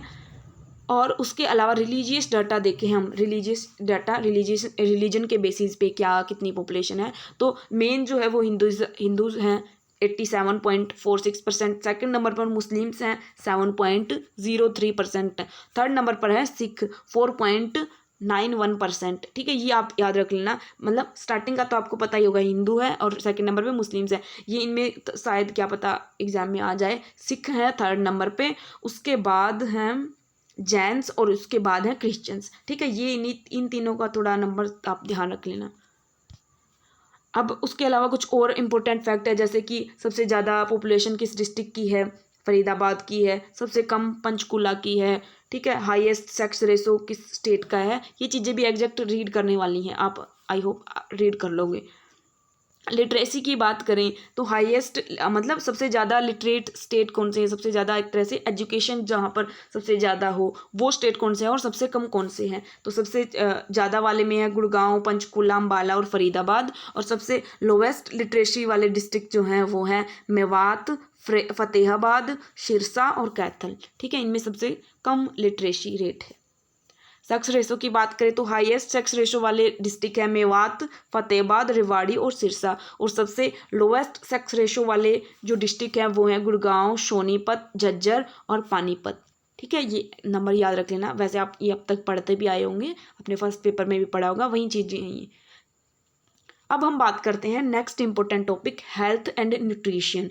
अब ये जो हेल्थ एंड न्यूट्रिशन है ये मेंशन किया हुआ है। तो अब देखो हमने अब वो पॉपुलेशन वाली चीज़ें पढ़ी, उनमें से इतने ज़्यादा एग्जाम में सवाल बनने की इतनी ज़्यादा वो नहीं है, मतलब इतनी टॉपिक्स इतने चीज़ें नहीं हैं उन जिनसे सवाल बन सके। लेकिन ये जो हेल्थ न्यूट्रिशन वाला जो टॉपिक है ये थोड़ा इंपॉर्टेंट है, क्योंकि इसमें काफ़ी ज़्यादा स्कीम वगैरह आ जाती हैं। उन सारी स्कीम को हम डिस्कस करेंगे, उनसे सवाल ज़्यादा बन सकते हैं, ठीक है। इसलिए मैंने उन चीज़ों को इतना डिटेल में चीज़ें नहीं कवर करवाई, लेकिन इस टॉपिक को हम डिटेल में कवर करेंगे। अब देखो एक हेल्थ का मतलब, अब अगर हम बात करें कि एक स्टेट की हेल्थ का मतलब क्या होता है। हेल्थ का मतलब यानी कि कोई भी इंडिविजुअल है उसकी फिजिकली, मेंटली जो है वो सही होना चाहिए, फिजिकली वो और मेंटली बिल्कुल अच्छे से सही हो। कोई अगर पर्सन है फिट है तो यानी कि उसकी अच्छी हेल्थ है। तो अब हेल्थ की अगर बात करें तो जो गवर्नमेंट ऑफ हरियाणा है उसका मेन एक तरह से रिस्पॉन्सिबिलिटी है कि जो सारे सिटीजन हैं उनकी हेल्थ केयर का ध्यान रखे, अच्छी से अच्छी हेल्थ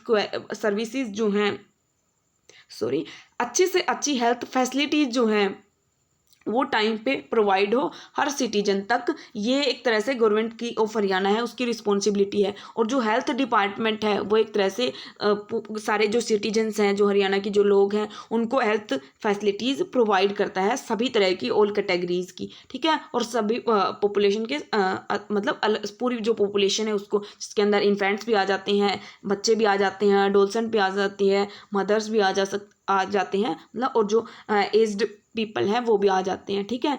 ये इन सबको अच्छी health facility, quality health care services जो हैं वो प्रोवाइड करना हेल्थ डिपार्टमेंट की रिस्पॉन्सिबिलिटी है। अब हम बात करते हैं कि एक अच्छी हेल्थ के इंडिकेटर्स क्या हैं, कि कैसे हम कि अगर क्या चीज़ें हैं तो हम मानेंगे कि उस स्टेट में अच्छी हेल्थ है, गुड हेल्थ है। तो उसके क्या इंडिकेटर हैं? सबसे पहले है डेथ रेट जो है वो कम होनी चाहिए, यानी कि जो मृत्यु दर है, कम लोग जो है वो मरे, डेथ रेट कम है, तो हम कह सकते हैं कि अच्छी हेल्थ फैसिलिटी है भाई, वहाँ पर लोग मरते नहीं हैं, अच्छी उनको अच्छी हेल्थ फैसिलिटी प्रोवाइड की जाती हैं, ठीक है। नेक्स्ट, बर्थ रेट जो है वो डिक्लाइन करे, कम हो बर्थ रेट, ठीक है। काफ़ी ज़्यादा बर्थ रेट अगर इंक्रीज होती है तो वो भी एक अच्छा इंडिकेटर नहीं होता। तो इसलिए बर्थ रेट जो है वो टेंटेड हो डिक्लाइन की तरफ, कम की तरफ। इन्फेंट मोर्टेलिटी रेट जो है वो काफ़ी ज़्यादा कम होनी चाहिए, रिड्यूस्ड होनी चाहिए। इन्फेंट मोर्टेलिटी रेट का मतलब क्या है कि जो इन्फेंट होते हैं, जो छोटे बिल्कुल न्यू बोर्न बेबीज़ होते हैं, उनकी जो मृत्यु दर है, मोर्टेलिटी रेट, वो कम हो, वो बिल्कुल 0 तक हो, कम हो, ठीक है, वो रिड्यूस हो। तो अगर वो रिड्यूस होती है तो वो भी एक इंडिकेटर है अच्छी हेल्थ फैसिलिटीज़ का। उसके अलावा जो एक्सपेक्टेंसी ऑफ लाइफ है, यानी कि एक पर्सन कितनी एज तक जी सकता है, वो जो एक्सपेक्टेंसी ऑफ लाइफ है वो अगर राइज हो, वो अगर बढ़ती है, तो वो भी एक अच्छी हेल्थ का इंडिकेटर है, अच्छी हेल्थ फैसिलिटीज़ का। उसके अलावा जो एपिडेमिक डेथ है, यानी कि जो महामारी आती है, जो बीमारियां, उनकी वजह से जो डेथ है वो कंट्रोल में आए, ठीक है। तो ये अगर सारी चीज़ें हैं तो वो इंडिकेट करती हैं कि अच्छी हेल्थ है, अच्छी हेल्थ फैसिलिटीज़ अवेलेबल हैं। अब हम बात करें एट प्रेजेंट की क्या नेटवर्क है हरियाणा के अंदर हेल्थ सर्विसेज का, तो मेन चीज़ें देखें तो जो 20 डिस्ट्रिक्ट में सिविल हॉस्पिटल्स हैं, 49 सब डिविजनल हॉस्पिटल हैं, उसके अलावा और भी कुछ नंबर हैं जैसे कि 120 कम्युनिटी सेंटर्स हैं, 33 सीवर डिस्पेंसरीज हैं, 13 पोली क्लिनिक हैं, 406 प्राइमरी हेल्थ सेंटर्स हैं, उसके अलावा 11 अर्बन हेल्थ सेंटर्स हैं, और ये कुछ और डेटा है कि ये हेल्थ सेंटर वगैरह हैं, ये यूनिट्स हैं, ठीक है। इसके अलावा 24 special new born care units stabilize की गई हैं, ठीक है, जहाँ पर जो छोटे बच्चे होते हैं, ठीक है, नए उनके लिए अलग से उनकी केयर के लिए यूनिट्स जो हैं वो बनाई गई हैं, ठीक है। और अगर हम बात करें बजट की कि कितना पैसा अलोकेट किया जाता है हेल्थ डिपार्टमेंट को, तो जो बजट एलोकेशन है वो उसको इंक्रीज किया गया है 2000 जो 2021 और 2 जो है, यानी कि पिछले साल जो है वो इतने पैसे जो है वो अलॉट किए गए थे हेल्थ डिपार्टमेंट को, इतने यानी कि 4,87,000 समथिंग लाख रुपीज़ जो है वो अलॉट किए गए हेल्थ डिपार्टमेंट को। और अब की बार जो 22-23 का जो बजट है उसके अंदर 5 लाख अप्रोक्स, मतलब 5,40,000 अप्रोक्स लाख रुपीज़ जो हैं वो, मतलब ये 2 लाख हैं, मतलब 2 लाख क्या, यहाँ पर ये जो अमाउंट है इसके आगे भी लाख लगा हुआ है, ठीक है। तो ये अमाउंट जो है वो अब अलॉट की गई करंट ईयर में हेल्थ डिपार्टमेंट को। ये अमाउंट आप याद रखना, क्या पता एग्जाम में आ जाए कि कितने रुपए जो है हेल्थ डिपार्टमेंट को अलॉट किए गए, पिछले साल कितने किए गए थे और अब की बार कितने किए गए, ठीक है, आप देख सकते हो ये इतना बजट एलोकेशन हुआ। तो ये एक तरह से एक मेन नेटवर्क हेल्थ सर्विसेज का हरियाणा के अंदर। अब हम बात करते हैं main important topic health scheme की। ये इम्पोर्टेंट है, मोस्ट इम्पोर्टेंट है कि क्या क्या हेल्थ स्कीम जो है वो गवर्नमेंट के द्वारा प्रोवाइड की गई हैं, जो लॉन्च की गई हैं एक तरह से, वो कौन कौन सी। सबसे पहले है निरोगी हरियाणा। निरोगी हरियाणा, इस स्कीम का अंदर क्या है सबसे पहले इसको लॉन्च कब किया गया? इसको लॉन्च किया गया था 29 नवंबर 2022 को प्रेसिडेंट के द्वारा कुरुक्षेत्र के अंदर जो है इस स्कीम को इनोग्रेट किया गया, एक तरह से लॉन्च किया गया। अब ये निरोगी हरियाणा स्कीम एक तरह से फ्री हेल्थ चेकअप प्रोवाइड करती है, यानी कि अगर अपने आपको किसी भी कोई भी अपना हेल्थ चेकअप करवाना है तो वो फ्री में करवा सकते हैं, और वो भी किन फैमिलीज़ के लिए? जिनकी एनुअल इनकम 1,80,000 से कम हो। उन फैमिलीज अपना फ्री में अपना जो हेल्थ चेकअप है वो करवा सकती है इस स्कीम के अंडर। ठीक है, आपको याद रखना है मेन किस चीज़ से रिलेटेड है, कब लॉन्च हुई थी, किसने लॉन्च की थी, बस मेन तो यही चीज़ें याद रखनी है। ज़्यादातर तो कि एक मेन क्या इसका एम है, क्या किस पर्सपेक्टिव से क्या ऑब्जेक्टिव है, वो चीज़ ज़्यादा जरूरी होती है। तो निरोगी हरियाणा एक हेल्थ चेकअप के लिए स्कीम है फैमिलीज़ की जिनकी इनकम जो है वो 1,80,000 से कम हो। कुरुक्षेत्र के अंदर प्रेसिडेंट के द्वारा 29 नवंबर 2022 को लॉन्च की गई थी। ठीक है, उसके अलावा है आयुष्मान भारत प्रधानमंत्री जन आरोग्य योजना। ये आयुष्मान वाली स्कीम आपने सुना ही होगा। इसके अंदर क्या होता है, आयुष्मान जो सर्टिफिकेट्स हैं, एक तरह से कार्ड जो है वो प्रोवाइड किए जाते हैं, जिसकी हेल्प से हम कोई भी पब्लिक या प्राइवेट हॉस्पिटल है उसमें हमारा इलाज फ्री में करवा सकते हैं। ठीक है, तो इसके अंदर 613 करोड़ रुपए अब तक अलॉट किए जा चुके हैं पब्लिक और प्राइवेट हॉस्पिटल्स को। ठीक है, इतने पैसे इसके अंदर मतलब इतने पैसों की जो स्कीम है ये अभी तक इसके अंदर अलॉट किए जा चुके हैं। इसके अंदर जो ये कार्ड की अगर नंबर देखें तो 28,89,000 समथिंग जो कार्ड्स हैं, बेनिफिशियरी कार्ड्स जो हैं वो जनरेट किए जा चुके हैं इस स्कीम के अंदर अब तक 2023 तक, मतलब 24/1/2023 तक।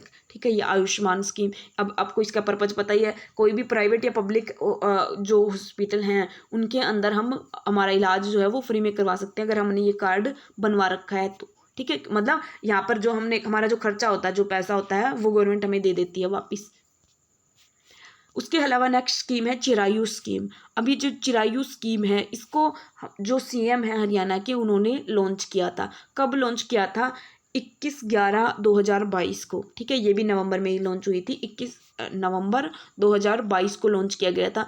अब ये वो जो आयुष्मान वाली स्कीम है उसी का एक्सपेंशन है, उसी को एक्सपेंड करने के लिए मतलब उसी को एक्सपेंड किया गया। एक तरह से वही चीज़ें इसके अंदर प्रोवाइड की गई हैं, नाम बस इसका थोड़ा अलग दे दिया, चीज़ें वही हैं। ठीक है, उसी का एक्सपेंशन किया गया है, यानी कि जो एक तरह से जो कार्ड जो हैं वो आयुष्मान वाले कार्ड, वो जो अंत्योदय जो फैमिलीज़ हैं यानी कि जिनकी इनकम 1,80,000 से कम है उन फैमिलीज़ को वो फैसिलिटीज़ एक्सपेंड की गई हैं इस स्कीम के अंदर। ठीक है, अब फुल फॉर्म याद रख लेना इस स्कीम की, comprehensive health insurance of Antyodaya units. ठीक है, चिरायु स्कीम सीएम ने लॉन्च की थी कब? 2022 में 21/11 को।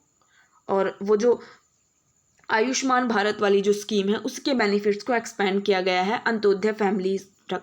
ठीक है, नेक्स्ट उसके अलावा गवर्नमेंट ऑफ हरियाणा जो है वो जो नॉन कम्युनिकेबल डिजीज हैं, नॉन कम्युनिकेबल डिजीज यानी कि वो डिजीज जो एक दूसरे से फैल नहीं सकती, उन को मतलब उनको प्रिवेंशन के लिए या उनको कंट्रोल करने के लिए काफ़ी ज़्यादा एफर्ट्स जो है वो कर रही है, या काफ़ी ज़्यादा स्टेप्स जो हैं वो ले रही है। तो इस वजह से हरियाणा जो है वो एक तरह से फर्स्ट रैंक में आया था। अगर हम पूरे कंट्री में देखें तो इंडिया जो हरियाणा है उसने फर्स्ट रैंक इंश्योर किया था इस चीज़ के अंदर कि ये जो नॉन कम्युनिकेबल जो डिजीज हैं इनको प्रिवेंशन और कंट्रोल में काफ़ी ज़्यादा एफर्ट्स जो है वो लगाए थे हरियाणा ने। अब इसके अंदर क्या हुआ था, ये जो एक तरह से ये NPCDCS एक प्रोग्राम है, इसके अंदर फर्स्ट रैंक अचीव किया हरियाणा ने। अब इसकी क्या फुल फॉर्म है? इसकी फुल फॉर्म है national programme for prevention and control of cancer, diabetes, cardiovascular disease and stroke. यानी कि ये जो नॉन कम्युनिकेबल डिजीज़ हैं,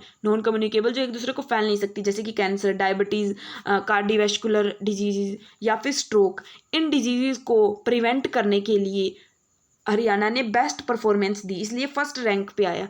तो इसलिए हम कह सकते हैं कि हरियाणा जो नॉन कम्युनिकेबल डिजीज है उनके प्रिवेंशन और कंट्रोल के लिए काफ़ी ज़्यादा एफर्ट्स पुट कर रहा है। ये आपको याद रखना है कि फर्स्ट रैंक हरियाणा ने किस में अचीव किया? जो नेशनल प्रोग्राम है, यानी कि नेशनल लेवल पे है ये प्रोग्राम, किसके लिए? प्रिवेंशन और कंट्रोल करने के लिए कैंसर को, डायबिटीज़ को, कार्डियोवैस्कुलर डिजीज़ को और स्ट्रोक्स को।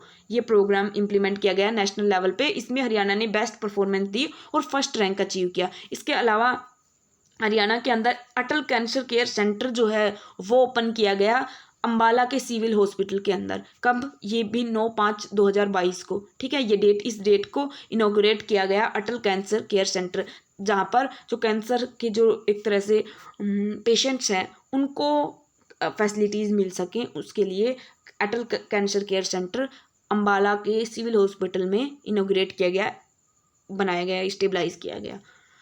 नेक्स्ट जो स्कीम है वो है कायाकल्प। अब ये कायाकल्प, ये जो स्कीम है इसका क्या, ये भी गवर्नमेंट ऑफ इंडिया जो है, सेंट्रल गवर्नमेंट, उसकी स्कीम है, लेकिन अब हरियाणा में भी इम्प्लीमेंट की गई, तो हम हरियाणा के पर्सपेक्टिव से भी पढ़ सकते हैं, क्योंकि सेम गवर्नमेंट है ना, तो वही स्कीम्स हैं उनको एक्सपैंड कर देती है, ठीक है, उन्हीं को ज़्यादा एक तरह से प्रमोट करती रहती है अपनी नई स्कीम की बजाय, ठीक है। तो कायाकल्प स्कीम, इस स्कीम का क्या मेन पर्पज है? इस स्कीम का मतलब है, एक मेन जो ऑब्जेक्टिव है वो है कि जो हाइजीन है, जो साफ़ सफाई है, उसको मेंटेन करके रखना, ज़्यादा से अच्छी जो मतलब क्लीनिनेस है, जो साफ़ सफाई है वो प्रोवाइड करना, ताकि जो इन्फेक्शंस हैं उससे बचाव किया जा सके। ये एक मेन स्कीम का ऑब्जेक्टिव है, ठीक है। टू मेंटेन क्लीनिनेस, साफ़ सफाई मेंटेन करना, हाइजीन और इन्फेक्शन जो है उसके कंट्रोल की जो प्रैक्टिसेस हैं उनको प्रमोट करना, ज़्यादा से ज़्यादा इंसेंटिवाइज करना, फैसिलिटीज़ प्रोवाइड करना, और इसी स्कीम को हरियाणा के अंदर भी एक तरह से इम्प्लीमेंट किया गया, और इसके अंदर जो स्टैंडर्ड्स हैं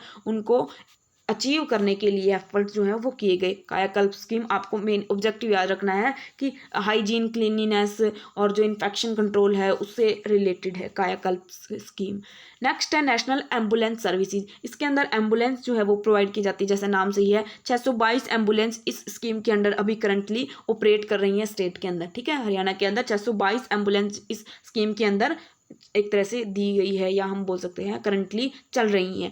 और इन एम्बुलेंस की जो सर्विस है इनको मैनेज किया जाता है कंट्रोल रूम के द्वारा। हर डिस्ट्रिक्ट के अंदर एक कंट्रोल रूम है जो मैनेज करता है इन एम्बुलेंस को, ठीक है। डिसेंट्रलाइज्ड कंट्रोल रूम हर डिस्ट्रिक्ट के अंदर है, लेकिन चरखी दादरी में नहीं है। तो 21 डिस्ट्रिक्ट में ऑपरेशनल है, या एक तरह से मैनेज किया जाता है एम्बुलेंस की सर्विसेज को कंट्रोल रूम्स के द्वारा। नेशनल एम्बुलेंस सर्विस जो स्कीम है उसके अंडर 622 एम्बुलेंस दी गई हैं, ऑपरेट कर रही हैं स्टेट के अंदर। नेक्स्ट जो स्कीम है वो है मुख्यमंत्री मुफ्त इलाज योजना। अब जैसे इसके नाम से ही लग रहा है कि मुफ्त में इलाज के लिए, तो इसकी स्कीम के अंदर 7 तरह की सर्विसेज जो हैं वो प्रोवाइड की जाती हैं, यानी कि फ्री ऑफ कॉस्ट ये सर्विसेज ले सकते हैं इस स्कीम के अंडर। कौन कौन सी 7 सर्विसेज? सर्जरीज करवा सकते हैं, लेबोरेटरी में टेस्ट है वो, डायग्नोस्टिक में जैसे एक्सरे है, ECG है, या अल्ट्रासाउंड वाली सर्विसेज हैं। उसके अलावा ओपीडी यानी कि जहाँ पर हम हॉस्पिटल के अंदर OPD में आपने यूज़ किया होगा, जहाँ पर इंडोर एक तरह से सर्विसेज प्रोवाइड की जाती है हॉस्पिटल के अंदर, आपको जो चीज़ें जो सर्विसेज मिलती हैं। उसके अलावा जो ज़रूरी एसेंशियल जो मेडिसिन है, दवाइयाँ हैं वो। उसके अलावा रेफरल ट्रांसपोर्ट है कि अगर आपको रेफ़र किया जाता है तो वो वाला जो ट्रांसपोर्टेशन की कॉस्ट होती है वो। उसके अलावा डेंटल ट्रीटमेंट, दांतों का जो ट्रीटमेंट है वो। ये 7 तरह की services free of cost provide की जाती हैं इस स्कीम के अंडर, मुख्यमंत्री मुफ्त इलाज योजना। इसके अलावा नेक्स्ट जो स्कीम है वो है नेशनल हेल्थ मिशन। अभी नेशनल लेवल पर है का एक हेल्थ स्कीम है। इसके 2 पार्ट्स हैं, एक है नेशनल रूरल हेल्थ मिशन, यानी कि रूरल एरियाज़ की हेल्थ का एक इम्प्रूवमेंट का मिशन, और एक है नेशनल अर्बन हेल्थ मिशन, यानी कि अर्बन जो पीपल है, शहरी जो लोग हैं, उनको हेल्थ जो फैसिलिटीज़ हैं वो अच्छी से अच्छी प्रोवाइड की जाए। ये मिशन है नेशनल हेल्थ मिशन। 2 पार्ट्स हो गए इसके, एक रूरल एक अर्बन। तो मेन एम जो है वो इसका यही है, मेन ऑब्जेक्टिव है, उद्देश्य हम बोल सकते हैं कि जो हेल्थ केयर है वो, हेल्थ केयर जो फैसिलिटीज़ हैं वो उनको यूनिवर्सली एक्सेस देना, उनको सारे लोगों तक पहुंचाना। जो हेल्थ सिस्टम है, जो हॉस्पिटल्स हैं, उनका स्ट्रक्चर जो है उसको अच्छे से अच्छा इम्प्रूव करना, उसको बेटर बनाना, मेन ऑब्जेक्टिव है नेशनल हेल्थ मिशन का, ठीक है। अब ये जो नेशनल हेल्थ मिशन है ये रूरल और अर्बन एरियाज़ पे तो फोकस कर ही रहा है, उसके अलावा इसका मेन और किन पे ज़्यादा फोकस कर रहा है, जो कम्युनिकेबल और नॉन कम्युनिकेबल डिजीज़ हैं, यानी कि वो डिजीज़ जो फैल सकती हैं और जो नहीं फैल सकती, उन डिजीज़ के कंट्रोल के लिए भी काफ़ी ज़्यादा जो एक तरह से हम बोल सकते हैं एफर्ट्स या जो हैं स्टेप्स जो हैं वो इस मिशन के अंडर लिए गए हैं, ठीक है। और इसके अलावा जो मैटरनल जो एक फैसिलिटीज़ होती है, यानी कि जो प्रेग्नेंट वुमेन्स होती हैं या जो बिल्कुल छोटे बच्चे होते हैं, न्यू बॉर्न बेबीज़ होते हैं, उनकी हेल्थ के लिए भी काफ़ी सारी जो सिस्टम्स हैं इस मिशन के अंदर प्रोवाइड किए गए हैं, ठीक है, उनकी केयर के लिए भी। नेक्स्ट है मैटरनल हेल्थ और चाइल्ड हेल्थ। अब ये जो मैटरनल हेल्थ और चाइल्ड हेल्थ है ये उसी के पार्ट हैं, जो नेशनल हेल्थ मिशन है ना उसी के पार्ट हैं, उसी के अंदर ये चीज़ें जो हैं वो प्रोवाइड की गई। सबसे पहले अगर हम मैटरनल हेल्थ की बात करें तो जो मदर और जो चाइल्ड है उसकी हेल्थ को इम्प्रूव करने के लिए काफ़ी ज़्यादा स्टेप लिए गए हैं। अब देखो जो स्टेट की अगर हम करंट मैटरनल मोर्टेलिटी रेट की बात करें, यानी कि जब एक वुमेन प्रेग्नेंट होती है तब उसके जो मतलब उसकी जो मृत्यु दर है, मैटरनल मोर्टेलिटी रेट उसको बोलते हैं, वो कितनी है। अब करंट में वो 110 है, ठीक है। अब करंट में वो 110 है। ये काफ़ी ज़्यादा इम्प्रूव हुई है अगर हम बात करें पिछले सालों के कंपैरिजन, ठीक है। उसके अलावा एक इस हेल्थ इनिशिएटिव या इस स्कीम के अंदर क्या चीज़ प्रमोट की गई है कि जो डिलीवरी होती है उस डिलीवरी को मतलब पहले क्या होता था कि घर पे ही जो डिलीवरी है वो होती थी, अब उसको हॉस्पिटल में इंस्टीट्यूशनलाइज डिलीवरी जो है उसको ज़्यादा प्रमोट किया जा रहा है, ताकि जो एक तरह से हाँ, जो एक रेट है मोर्टेलिटी रेट जो है वो कम हो, क्योंकि अगर हॉस्पिटल में डिलीवरी होगी तो सारी अच्छे से केयर की जाएगी। तो इस वजह से इस मैटरनल हेल्थ जो स्कीम है इसका मेन पर्पज़ है कि जो इंस्टीट्यूशनल डिलीवरी है उसको प्रमोट करना, उसको इंक्रीज करना। और इसी चीज़ के लिए हॉस्पिटलों के अंदर 24/7 जो है वो डिलीवरी फैसिलिटीज़ प्रोवाइड की गई है। और इसकी वजह से मतलब कुछ एक अचीवमेंट्स भी हुई है, इन जो इंस्टीट्यूशनल डिलीवरी है वो इंक्रीज भी हुई है 97.3%, ठीक है। 2022 तक जो पहले होती थी उसके कंपैरिजन 97.3% इंक्रीज हुआ है इंस्टीट्यूशनल डिलीवरीज में, इनकी इंस्टीट्यूशंस के अंदर जो डिलीवरी होती है उसमें इंक्रीज हुआ है। उसके अलावा चाइल्ड हेल्थ पे भी फोकस कर रही है, चाइल्ड हेल्थ भी काफ़ी ज़्यादा इंप्रूव हुई है। अब देखो जो इन्फेंट मोर्टेलिटी रेट है, यानी कि जो छोटे बच्चे इन्फेंट जो न्यू बॉर्न बेबीज़ होते हैं उनकी मृत्यु दर वो पहले 20 मतलब पहले क्या, पहले वो 2013 में 41 थी, पर मतलब 41 जो चाइल्ड हैं। अब ये इन कंपैरिजन टू नहीं पता, हाँ 1000 लाइव बर्थ, यानी कि 1000 अगर न्यू बॉर्न बेबी होते हैं तो उनमें से 41 जो है उनकी डेथ हो जाती थी। 2013 का ये डेटा है, लेकिन अब ये इम्प्रूव होके कितनी हो गई, 28 हो गई, 28 पर 1000 लाइव बर्थ। अब देखो कितना रिड्यूस हो गया। तो ये जो 13 पॉइंट्स हैं ये रिडक्शन हुआ है, डिक्रीज हुआ है इन्फेंट मोर्टेलिटी रेट के अंदर। ये नेशनल हेल्थ मिशन की ही अचीवमेंट है, ठीक है। इसके अंदर ही चाइल्ड जो हेल्थ है उसके ऊपर फोकस किया गया, ज़्यादा से ज़्यादा बच्चों को इम्यूनाइज किया गया। इम्यूनाइज यानी कि उनकी इम्यूनिटी जो है वो बूस्ट करने के लिए उनको अच्छी फैसिलिटीज़ जो सिस्टम है वो प्रोवाइड किए गए, ठीक है। नेक्स्ट जो स्कीम है वो है पोषण अभियान। अब पोषण अभियान, अब देखो न्यूट्रिशन वाला टॉपिक भी है ना, हेल्थ एंड न्यूट्रिशन, तो ये जो पोषण वगैरह वाली चीज़ें हैं इनसे रिलेटेड स्कीम भी है, हम कवर कर लेते हैं। पोषण अभियान, अब पोषण अभियान ये अभियान जो है वो पीएम ने लॉन्च किया था, प्राइम मिनिस्टर ने कब लॉन्च किया था, 8 मार्च 2018 को। इस पोषण अभियान का क्या मेन एम है, पर्पज है, ये जो अभियान है वो फोकस करता है मेनली जो गर्ल्स हैं और जो प्रेग्नेंट वुमेन हैं या बच्चे हैं, जो बच्चे यानी कि जो अप टू 6 ईयर एज के हैं, ठीक है, 6 साल तक के बच्चे हैं, उनके न्यूट्रिशंस को ध्यान रखना, यानी कि उनको अच्छा न्यूट्रिशन मिले, वो अच्छा जो वो भी खाना खा रहे हैं उनको अच्छा न्यूट्रिशन मिले। इस चीज़ का मेन पर्पज है पोषण अभियान का, उनको अच्छी न्यूट्रिशन फैसिलिटीज़ जो है वो प्रोवाइड करना, ये मेन पर्पज है पोषण अभियान का। नेक्स्ट है इंटीग्रेटेड चाइल्ड डेवलपमेंट सर्विसेज। ये जो इंटीग्रेटेड चाइल्ड डेवलपमेंट सर्विसेज है ये भी गवर्नमेंट ऑफ इंडिया जो है, सेंट्रल गवर्नमेंट, उसी की एक तरह से स्कीम हम बोल सकते हैं, उसी की एक स्कीम है। इसका भी मेन पर्पज क्या है, जो हेल्थ है, जो न्यूट्रिशन है, साइकोलॉजिकल और सोशल डेवलपमेंट है बच्चों का, जो अप टू 0 से 6 साल तक के जो बच्चे हैं उनकी ये सारी चीज़ें इम्प्रूव करना, इस इंटीग्रेटेड चाइल्ड डेवलपमेंट सर्विसेज या स्कीम जो है उसका एम है, ठीक है। बच्चों जो छोटे बच्चे हैं उनकी हेल्थ, उनकी न्यूट्रिशन, उनको अच्छा न्यूट्रिशन मिले, यानी कि जो पौष्टिक तत्व हैं जो होने चाहिए, उनका जो साइकोलॉजिकल और सोशल डेवलपमेंट है वो अच्छे से हो, ये मेन पर्पज है इस इंटीग्रेटेड चाइल्ड डेवलपमेंट सर्विसेज का। और इसके लिए उनको मतलब अब ये सारी चीज़ें तो हैं ही, उसके अलावा जो एक उनकी जो मृत्यु दर है, छोटे बच्चों की जो मोर्टेलिटी रेट है, उसको भी कम किया जा सके, ये भी मेन पर्पज़ है। और एक जो कुपोषण का जो शिकार होते हैं बच्चे, ठीक है, मेल न्यूट्रिशन जिसको हम बोलते हैं, उसको कम किया जा सके। और जो स्कूल ड्रॉप आउट है, यानी कि बच्चे स्कूल छोड़ देते हैं, पूरा अपनी स्टडी कंप्लीट नहीं करते, इन सारी चीज़ों को कम करना भी इस स्कीम का मेन पर्पज़ है। इसके अलावा जो स्टेट गवर्नमेंट है, हरियाणा की जो स्टेट गवर्नमेंट है, उसने अब ये जो सेंटर वाली जो न्यूट्रिशन वाली चीज़ें हैं वो तो अवेलेबल हैं, उसके अलावा एक स्कीम या एक इनिशिएटिव स्टार्ट किया जहाँ पर एक्स्ट्रा ज़्यादा जो नॉर्मल है उससे सप्लीमेंट्री न्यूट्रिशन प्रोग्राम जिसका नाम है, जिसके अंदर ये न्यूट्रिशन तो मिलता ही है बच्चों को, उसके अलावा भी सप्लीमेंट्री न्यूट्रिशन जो प्रोग्राम है वो लॉन्च किया। इसके अलावा कुछ एक्स्ट्रा न्यूट्रिशन वाली चीज़ें जो हैं वो प्रोवाइड की जाती हैं, जिसके अंदर क्या क्या चीज़ें हैं मेन देखो। जो नॉर्मल क्या जो प्रेग्नेंट और जो लैक्टेटिंग मदर्स हैं उनको 600 कैलोरीज और 18 से 20 ग्राम प्रोटीन, ठीक है।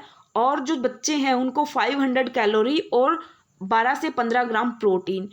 और जो बच्चे मेल न्यूट्रिशन यानी कि जो कुपोषण का शिकार है, जो पहले से ही वीक है, उनको 800 कैलोरी और 20 से 25 ग्राम प्रोटीन, ये चीज़ें मतलब ये प्रोवाइड किया जाता है इस सप्लीमेंट्री न्यूट्रिशन प्रोग्राम के अंडर। स्टेट गवर्नमेंट की ये स्कीम है, ठीक है। अब देखो कुछ की health indicators national health mission के, एक तरह से हम स्टेट के पर्सपेक्टिव से देखें कि जो मोर्टेलिटी रेट है वो 13-14 में इतनी थी और 22-23 यानी कि अभी करंट में कितनी है, पहले 26 थी अब 19 है। और इन्फेंट मोर्टेलिटी रेट वो 41 से अब 28 तक कम हो गई है। ऐसे ही मैटरनल मोर्टेलिटी रेट 127 से 110 हो गई है, ठीक है। ये नंबर्स आप याद रख सकते हो। उसके अलावा ऐसे ही सेक्स रेशो एट बर्थ 868 था, अब इम्प्रूव होके 915 हो गया। कुछ और हेल्थ इंडिकेटर जैसे कि ये बर्थ रेट पर 1000 के बेसिस पे कंबाइन देखें तो 19.9 है, रूरल में 21 है और अर्बन में 17.7 है। आप देख सकते हो कि जो बर्थ रेट है वो रूरल में ज़्यादा है अर्बन के कंपैरिजन। और डेथ रेट की बात करें हम तो डेथ रेट भी रूरल में ज़्यादा है इन कंपैरिजन टू अर्बन, ठीक है। 5.5 है अर्बन में और रूरल में है 6.5, कंबाइन देखें तो 6.1 ये डेथ रेट है। उसके अलावा इन्फेंट मोर्टेलिटी रेट वो हमने वहाँ पर भी देख ली। अगर हम ऑल इंडिया के और हरियाणा का कंपैरिजन करें तो कंबाइन जो इन्फेंट मोर्टेलिटी रेट है वो बराबर है 28-28 दोनों में, और रूरल में एक 31 ये भी सेम है। बात करें अर्बन की तो अर्बन में हरियाणा में ज़्यादा है 23 और ऑल इंडिया में की एवरेज जो है वो 19 है। मैटरनल मोर्टेलिटी रेशियो की बात करें यानी कि जब जो न्यूबॉर्न बेबी जब पैदा होता है बोर्न होता है तो उस टाइम पे उसकी उन जो डेथ है उसकी चांसेस की कितनी है, ठीक है। डेथ पर लैक लाइव बर्थ उस केस में 110 है हरियाणा के अंदर और ऑल इंडिया में है 97, ठीक है। मैटरनल मोर्टेलिटी रेट यहाँ पर बेबीज़ की डेथ नहीं है, यहाँ पर मदर्स की डेथ है, यानी कि जब वो बेबी बोर्न करती हैं तब उनकी डेथ जो है वो कितनी है, उसकी रेट कितनी है, वो हरियाणा में ज़्यादा है 110 और ऑल इंडिया में कम है 97। अब हम बात करते हैं कुछ क्या कमियां हैं हेल्थ और न्यूट्रिशन फैसिलिटी में हरियाणा के अंदर। सबसे पहले है unequal distribution of health care services.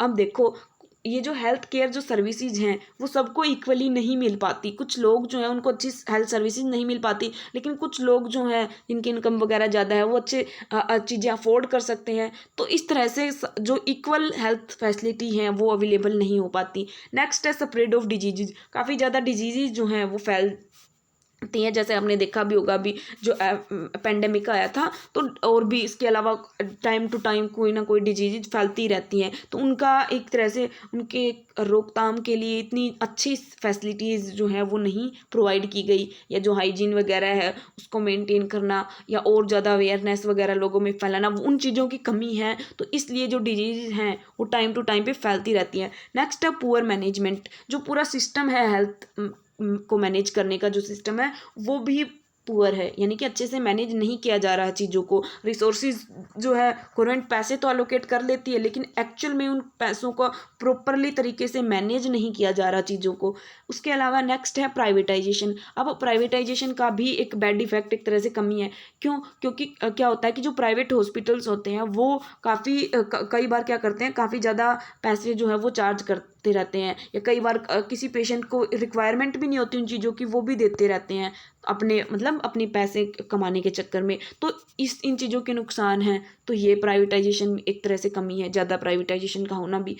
Next है पुअर अनकीप और मेंटेनेंस। चीज़ों को अच्छे से चीज मेंटेन नहीं किया जाता। जैसे आपने देखा भी होगा कि जो हॉस्पिटल वगैरह हैं, जो गवर्नमेंट हॉस्पिटल बेसिकली, वहाँ पर कोई भी अच्छे से मतलब क्लीनिनेस, साफ सफाई, हाइजीनिंग वगैरह कुछ इतना चीज़ें नहीं होती। वहाँ पर मेंटेनेंस जो है वो बिल्कुल भी अच्छे से नहीं होती, तो वो उस चीज़ की कमी है। नेक्स्ट है एनीमिया इन वुमेन, कि जो वुमेन है उनमें खून की कमी, एनीमिया की जो केसेज है वो काफ़ी ज़्यादा है।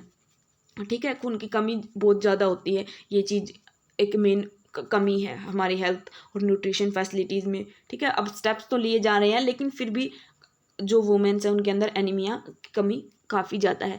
नेक्स्ट है neglected girl child. Girl child जो है उसको नेग्लेक्ट किया जाता है, इसकी हम बात करेंगे। सेक्स रेशो में भी, कि जो सेक्स रेशो है वो हरियाणा का इतना कम क्यों है। ठीक है, तो ये भी एक कमी है, जो गर्ल्स चाइल्ड है उनको नेग्लेक्ट किया जाता है इन कंपेयर टू अगर देखें हम बॉय चाइल्ड को। एक मिनट। अब हमारा नेक्स्ट जो टॉपिक है वो है डिक्लाइनिंग, ये स्पेलिंग गलत है, डिक्लाइनिंग सेक्स रेशो इन हरियाणा। अब देखो यहाँ पर ये हमारे सिलेबस के अंदर डिक्लाइनिंग सेक्स रेशो मेंशन किया गया है, लेकिन अगर हम देखें अब जो सेक्स रेशो है वो इतना ज़्यादा डिक्लाइन नहीं कर रहा। मतलब अब जो सेक्स रेशो है वो इम्प्रूव हो रहा है हरियाणा का। ठीक है, इन कंपैरिजन टू अगर 2011 उस टाइम पे कितना कम था।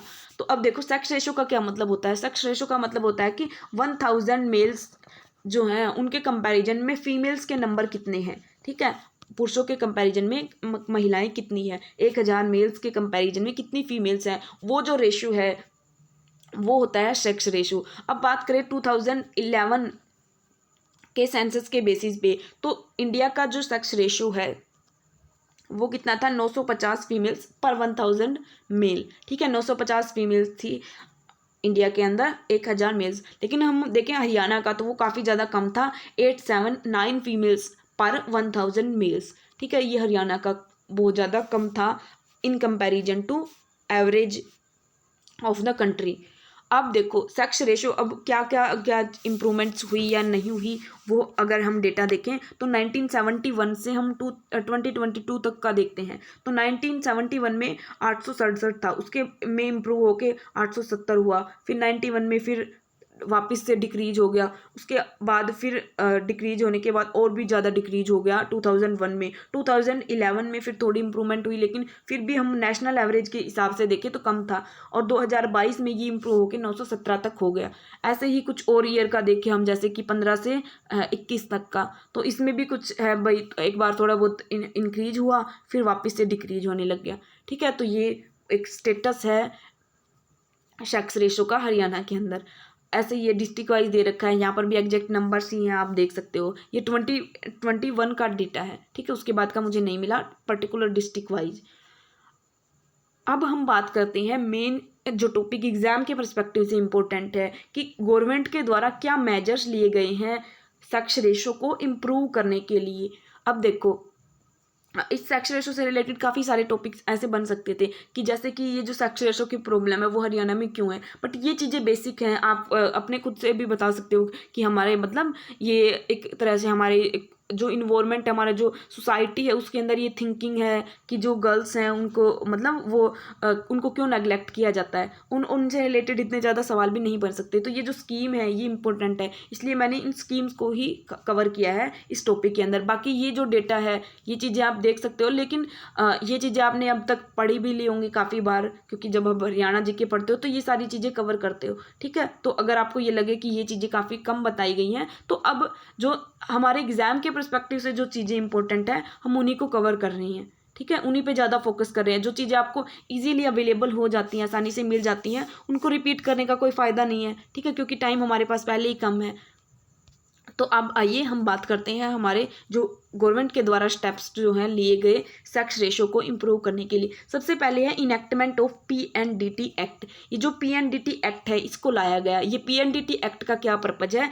इस एक्ट का काम था, इस एक्ट ने क्या किया, जो सेक्स डिटर्मिनेशन जो सेंटर हैं जहाँ पर सेक्स डिटरमाइन किया जाता है कि लड़का होगा या लड़की, वो जो सेंटर्स हैं उनको बैन किया गया है इस एक्ट के अंदर, इस एक्ट के थ्रू। यानी कि इस एक्ट ने बैन किया उन चीज़ों को, और जो लोग वो सेंटर्स जो ऑपरेट करते हैं उनके ऊपर पेनल्टीज जो है वो लगाई गई। ठीक है, उनको पनिशमेंट जो है वो दी गई। ये इस एक्ट का काम है। अब इस एक्ट की फुल फॉर्म आपको याद रखनी है, prenatal diagnostic techniques act जो है वो ये गवर्नमेंट ने लॉन्च किया, इनेक्ट किया, पास किया इस एक्ट को।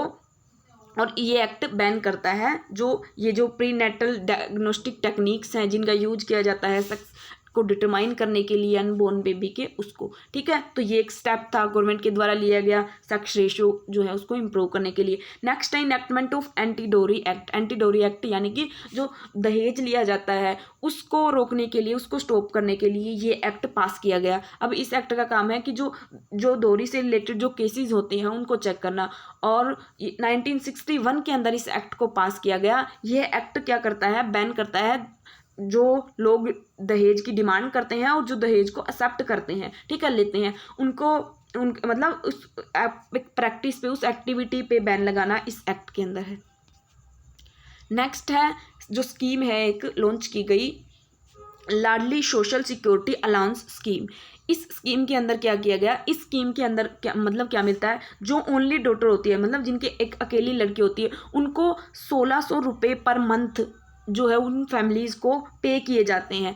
अब कब किए जाते हैं ये पे, जब वो जो अकेली डॉटर है वो उसके जो मम्मी या पापा, मदर या फादर में से कोई भी 45 ईयर का हो गया हो, मतलब उसका 45th जो बर्थडे है उसके बाद मिलते हैं, और जब तक वो 60 साल के नहीं हो जाते तब तक मिलते हैं। यानी कि 45 से 60 साल के जो एज का जो टाइम पीरियड है उस तक हर महीने 1600 रुपये मिलते हैं उन पेरेंट्स को जिनकी सिर्फ एक डॉटर है, ठीक है, जिनकी सिर्फ एक बेटी है, उसको मिलते हैं इस स्कीम के अंडर। और 60 के बाद क्यों नहीं मिलते, क्योंकि 60 के बाद जो बुढ़ापा पेंशन है वो मिलनी स्टार्ट हो जाती है। ठीक है, क्योंकि अब देखो ये इसमें क्या होता था कि मतलब लड़कियों को क्यों इतना ज़्यादा वो प्रेफरेंस नहीं दी जाती, क्योंकि ये एक हम मानना था कि जब बुढ़ापे का टाइम आता है, जब ओल्ड एज, तब जो है वो लड़कियां तो अब शादी करके अगले घर चली जाती है। तो इसलिए ये वो एक सिस्टम है कि जो लड़के हैं वो अपने मम्मी पापा उनकी केयर करते हैं। तो इसलिए गवर्नमेंट ने ये जो स्कीम है वो लॉन्च की कि जिनकी सिर्फ एक डॉटर होगी उनको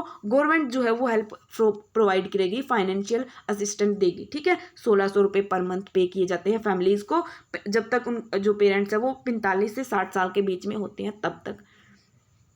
नेक्स्ट जो स्कीम है वो है लाडली स्कीम। इसका फुल फॉर्म अगर मतलब पूरा नाम देखें तो न्यू गर्ल चाइल्ड स्कीम या लाडली। इस स्कीम को लॉन्च किया गया था 2005 में। अब इस स्कीम के अंडर क्या है, इस स्कीम के अंडर किया गया मतलब क्या प्रोवाइड किया जाता है, जो सेकंड गर्ल चाइल्ड होती है, जो दूसरी नंबर वाली जो गर्ल चाइल्ड होता है उसको जो है उसको एक तरह से फाइनेंशियल इंसेंटिव प्रोवाइड किया जाता है। कैसे, ये मतलब वो गर्ल चाइल्ड अगर पैदा हुई है 20 अगस्त 2005 के बाद, यानी कि इस टाइम पीरियड के बाद अगर वो लड़की पैदा हुई है तो उसको फाइनेंशियल इंसेंटिव दिया जाता है 5000 रुपये पर एनम 5 साल के लिए। 5 साल के लिए उसको 5000 रुपये दिए जाएंगे हर साल। ठीक है, एक साल 5000 रुपये, फिर से अगले साल 5000 रुपये, ऐसे 5000 रुपये दिए जाते हैं सेकेंड गर्ल चाइल्ड को। और अब ये 5000 रुपये उनको उसी टाइम पे नहीं दिए जाते, ये 5000 रुपये हर साल उनके जो किसान विकास पत्र है इसके अंदर इन्वेस्ट कर दिए जाते हैं, एक तरह से इसके अंदर इन्वेस्ट कर दिए जाते हैं। और जब वो लड़की 18 साल की होती है और वो अनमैरिड हो, तब उसको वो पैसे जो है वो मैच्योरिटी उसकी वैल्यू, यानी कि वो जो 5000 रुपये हर साल इन्वेस्ट किए 5 साल तक, उनकी टोटल वैल्यू और उसके ऊपर जो भी अर्निंग्स हुई, यानी कि यहाँ पर इन्वेस्ट किए हैं तो कुछ अर्निंग हुई होगी उनके ऊपर, जब हम पैसे कहीं पर निवेश करते हैं, इन्वेस्ट करते हैं तो वहाँ से कुछ प्रॉफिट मिलता है, तो वो सारी वैल्यू, पूरी मैच्योरिटी वैल्यू जो है वो उस लड़की को दे दी जाएगी जब वो 18 साल की होगी। इस स्कीम के अंडर, लाडली स्कीम के अंडर 2005 में लॉन्च की गई थी। और जो लड़की जो सेकंड गर्ल चाइल्ड है वो 20 अगस्त 2005 के बाद अगर पैदा हुआ है तो मतलब पैदा हुई है तो उसको फाइनेंशियल इंसेंटिव दिया जाता है 5,000 रुपये का पर एनम 5 साल तक। नेक्स्ट है UGC scholarship scheme for single girl child, कि जो सिंगल गर्ल चाइल्ड है, अगर अकेली लड़की है तो उसको यूजीसी की स्कॉलरशिप मिलती है। यूजीसी जो यूनिवर्सिटी ग्रांट कमीशन है वो स्कॉलरशिप देता है पोस्ट ग्रेजुएशन के लिए, कि जो सिंगल गर्ल चाइल्ड है वो अगर पोस्ट ग्रेजुएशन करती है किसी रिकॉग्नाइज्ड इंस्टीट्यूशन से तो उसको 2,000 रुपये पर मंथ दिए जाएंगे जब तक वो अपनी पोस्ट ग्रेजुएशन कंप्लीट कर रही है। ठीक है, इस स्कॉलरशिप के अंडर। नेक्स्ट, गवर्नमेंट और क्या स्टेप ले रही है, क्रिएटिंग सोशल अवेयरनेस, यानी कि गवर्नमेंट जो है वो सोशल अवेयरनेस ज़्यादा से ज़्यादा लोगों को अवेयर कर रही है अलग अलग प्रोग्राम चला के, ताकि लोग अवेयर हो और उनको एक तरह से जो इक्वल माने गर्ल्स और बॉयज़ को। ठीक है, ताकि सेक्स रेशियो इम्प्रूव हो। इसके लिए गवर्नमेंट काफ़ी सेमिनार जो हैं वो ऑर्गेनाइज करती है, कॉन्फ्रेंसेस, डिबेट्स जो है वो एक तरह से इनकी हेल्प से अवेयरनेस समाज में जो एक तरह से अवेयरनेस फैलाती है कि जो, ताकि ये जो प्रॉब्लम है सेक्स रेशो वाली इसको कम किया जा सके और लोगों को जागरूक किया जा सके। ठीक है, अब हम बात करते हैं कुछ सजेशंस की कि क्या स्टेप्स जो गवर्नमेंट और ले सकती है सेक्स रेशो को इम्प्रूव करने के लिए। सबसे पहले है effective enforcement of PNDT act, कि ये जो पीएनडीटी एक्ट है जहाँ पर सेक्स डिस्क्रिमिनेशन जो सेंटर है उनको बैन किया गया है, इसको अच्छे से इम्प्लीमेंट किया जाए। अब देखो ये एक्ट कब का लाया हुआ है, लेकिन फिर भी हमने सुना है न्यूज़पेपर वगैरह में हम सुनते हैं कितने केसेस जो है वो अब भी चलते हैं, अब भी वो सेंटर्स जो हैं वो कहीं ना कहीं ऑपरेट होते हैं, क्योंकि ये एक्ट जो है उसका अच्छे से इम्प्लीमेंट नहीं किया जा रहा है, मतलब ग्राउंड लेवल पे जो है वो अच्छे से इम्प्लीमेंट नहीं किया गया। तो इसको इफेक्टिवली इम्प्लीमेंट किया जाए। इसके अलावा सोशल अवेयरनेस, ज़्यादा से ज़्यादा और भी ज़्यादा सोशल अवेयरनेस, लोगों में जागरूकता फैलाई जाए। नेक्स्ट है सोशल कस्टम जो है उनमें चेंज लाया जाए, जो रीति रिवाज हैं जो समाज के उनमें चेंज लाया जाए। अब ये कैसे, अब देखो जो दहेज वगैरह वाली जो चीज़ें हैं, जो कस्टम है हमारे रीति रिवाज, उनमें अगर बदलाव होंगे तो लोगों में अपने आप अवेयरनेस बढ़ेगी। नेक्स्ट वुमेन एम्पावरमेंट, ज़्यादा से ज़्यादा अगर वुमेन एम्पावरमेंट किया जाएगा, ज़्यादा से ज़्यादा वुमेन्स को एम्पावर किया जाएगा तो उससे भी थिंकिंग जो है लोगों की चेंज होगी। नेक्स्ट है इफेक्टिव ओल्ड एज केयर, इसकी हमने बात की थी कि जो ओल्ड एज है उसमें उन एक तरह से मतलब उसकी वजह से भी कि भाई बुढ़ापे के टाइम पे कोई सहारा नहीं बचता, तो इस वजह से भी लड़कियों को नेग्लेक्ट किया जाता है। तो अगर गवर्नमेंट अच्छे से प्रोवाइड करे, ओल्ड एज केयर प्रोवाइड करे, तो वो चीज़ भी इम्प्रूव हो सकती, तो वो उसका भी एक पॉजिटिव इफेक्ट पड़ेगा सेक्स रेशो की इम्प्रूवमेंट में। ठीक है, तो ये कुछ सजेशंस हैं जिनको यूज किया जा सकता है सेक्स रेशो को इम्प्रूव करने के लिए। ये मे बी ऑप्शन में आ सकता है कि इनमें से कौन कौन से स्टेप्स जो हैं वो लिए जा सकते हैं सेक्स रेशो को इम्प्रूव करने के लिए। तो वैसे ही आपकी जनरल अवेयरनेस के लिए। तो ये थी आज की क्लास। आई होप कि आपको चीज़ें समझ आई होंगी। इसके जो बाकी के जो टॉपिक है वो हम अगले नेक्स्ट पार्ट्स में कवर करेंगे। आपको अगर इसका PDF चाहिए तो आप ये जो टेलीग्राम चैनल है ये ज्वाइन कर सकते हो, लिंक आपको डिस्क्रिप्शन बॉक्स में मिल जाएगा। ठीक है, मिलते हैं फिर अगले वीडियो में। Thanks for watching.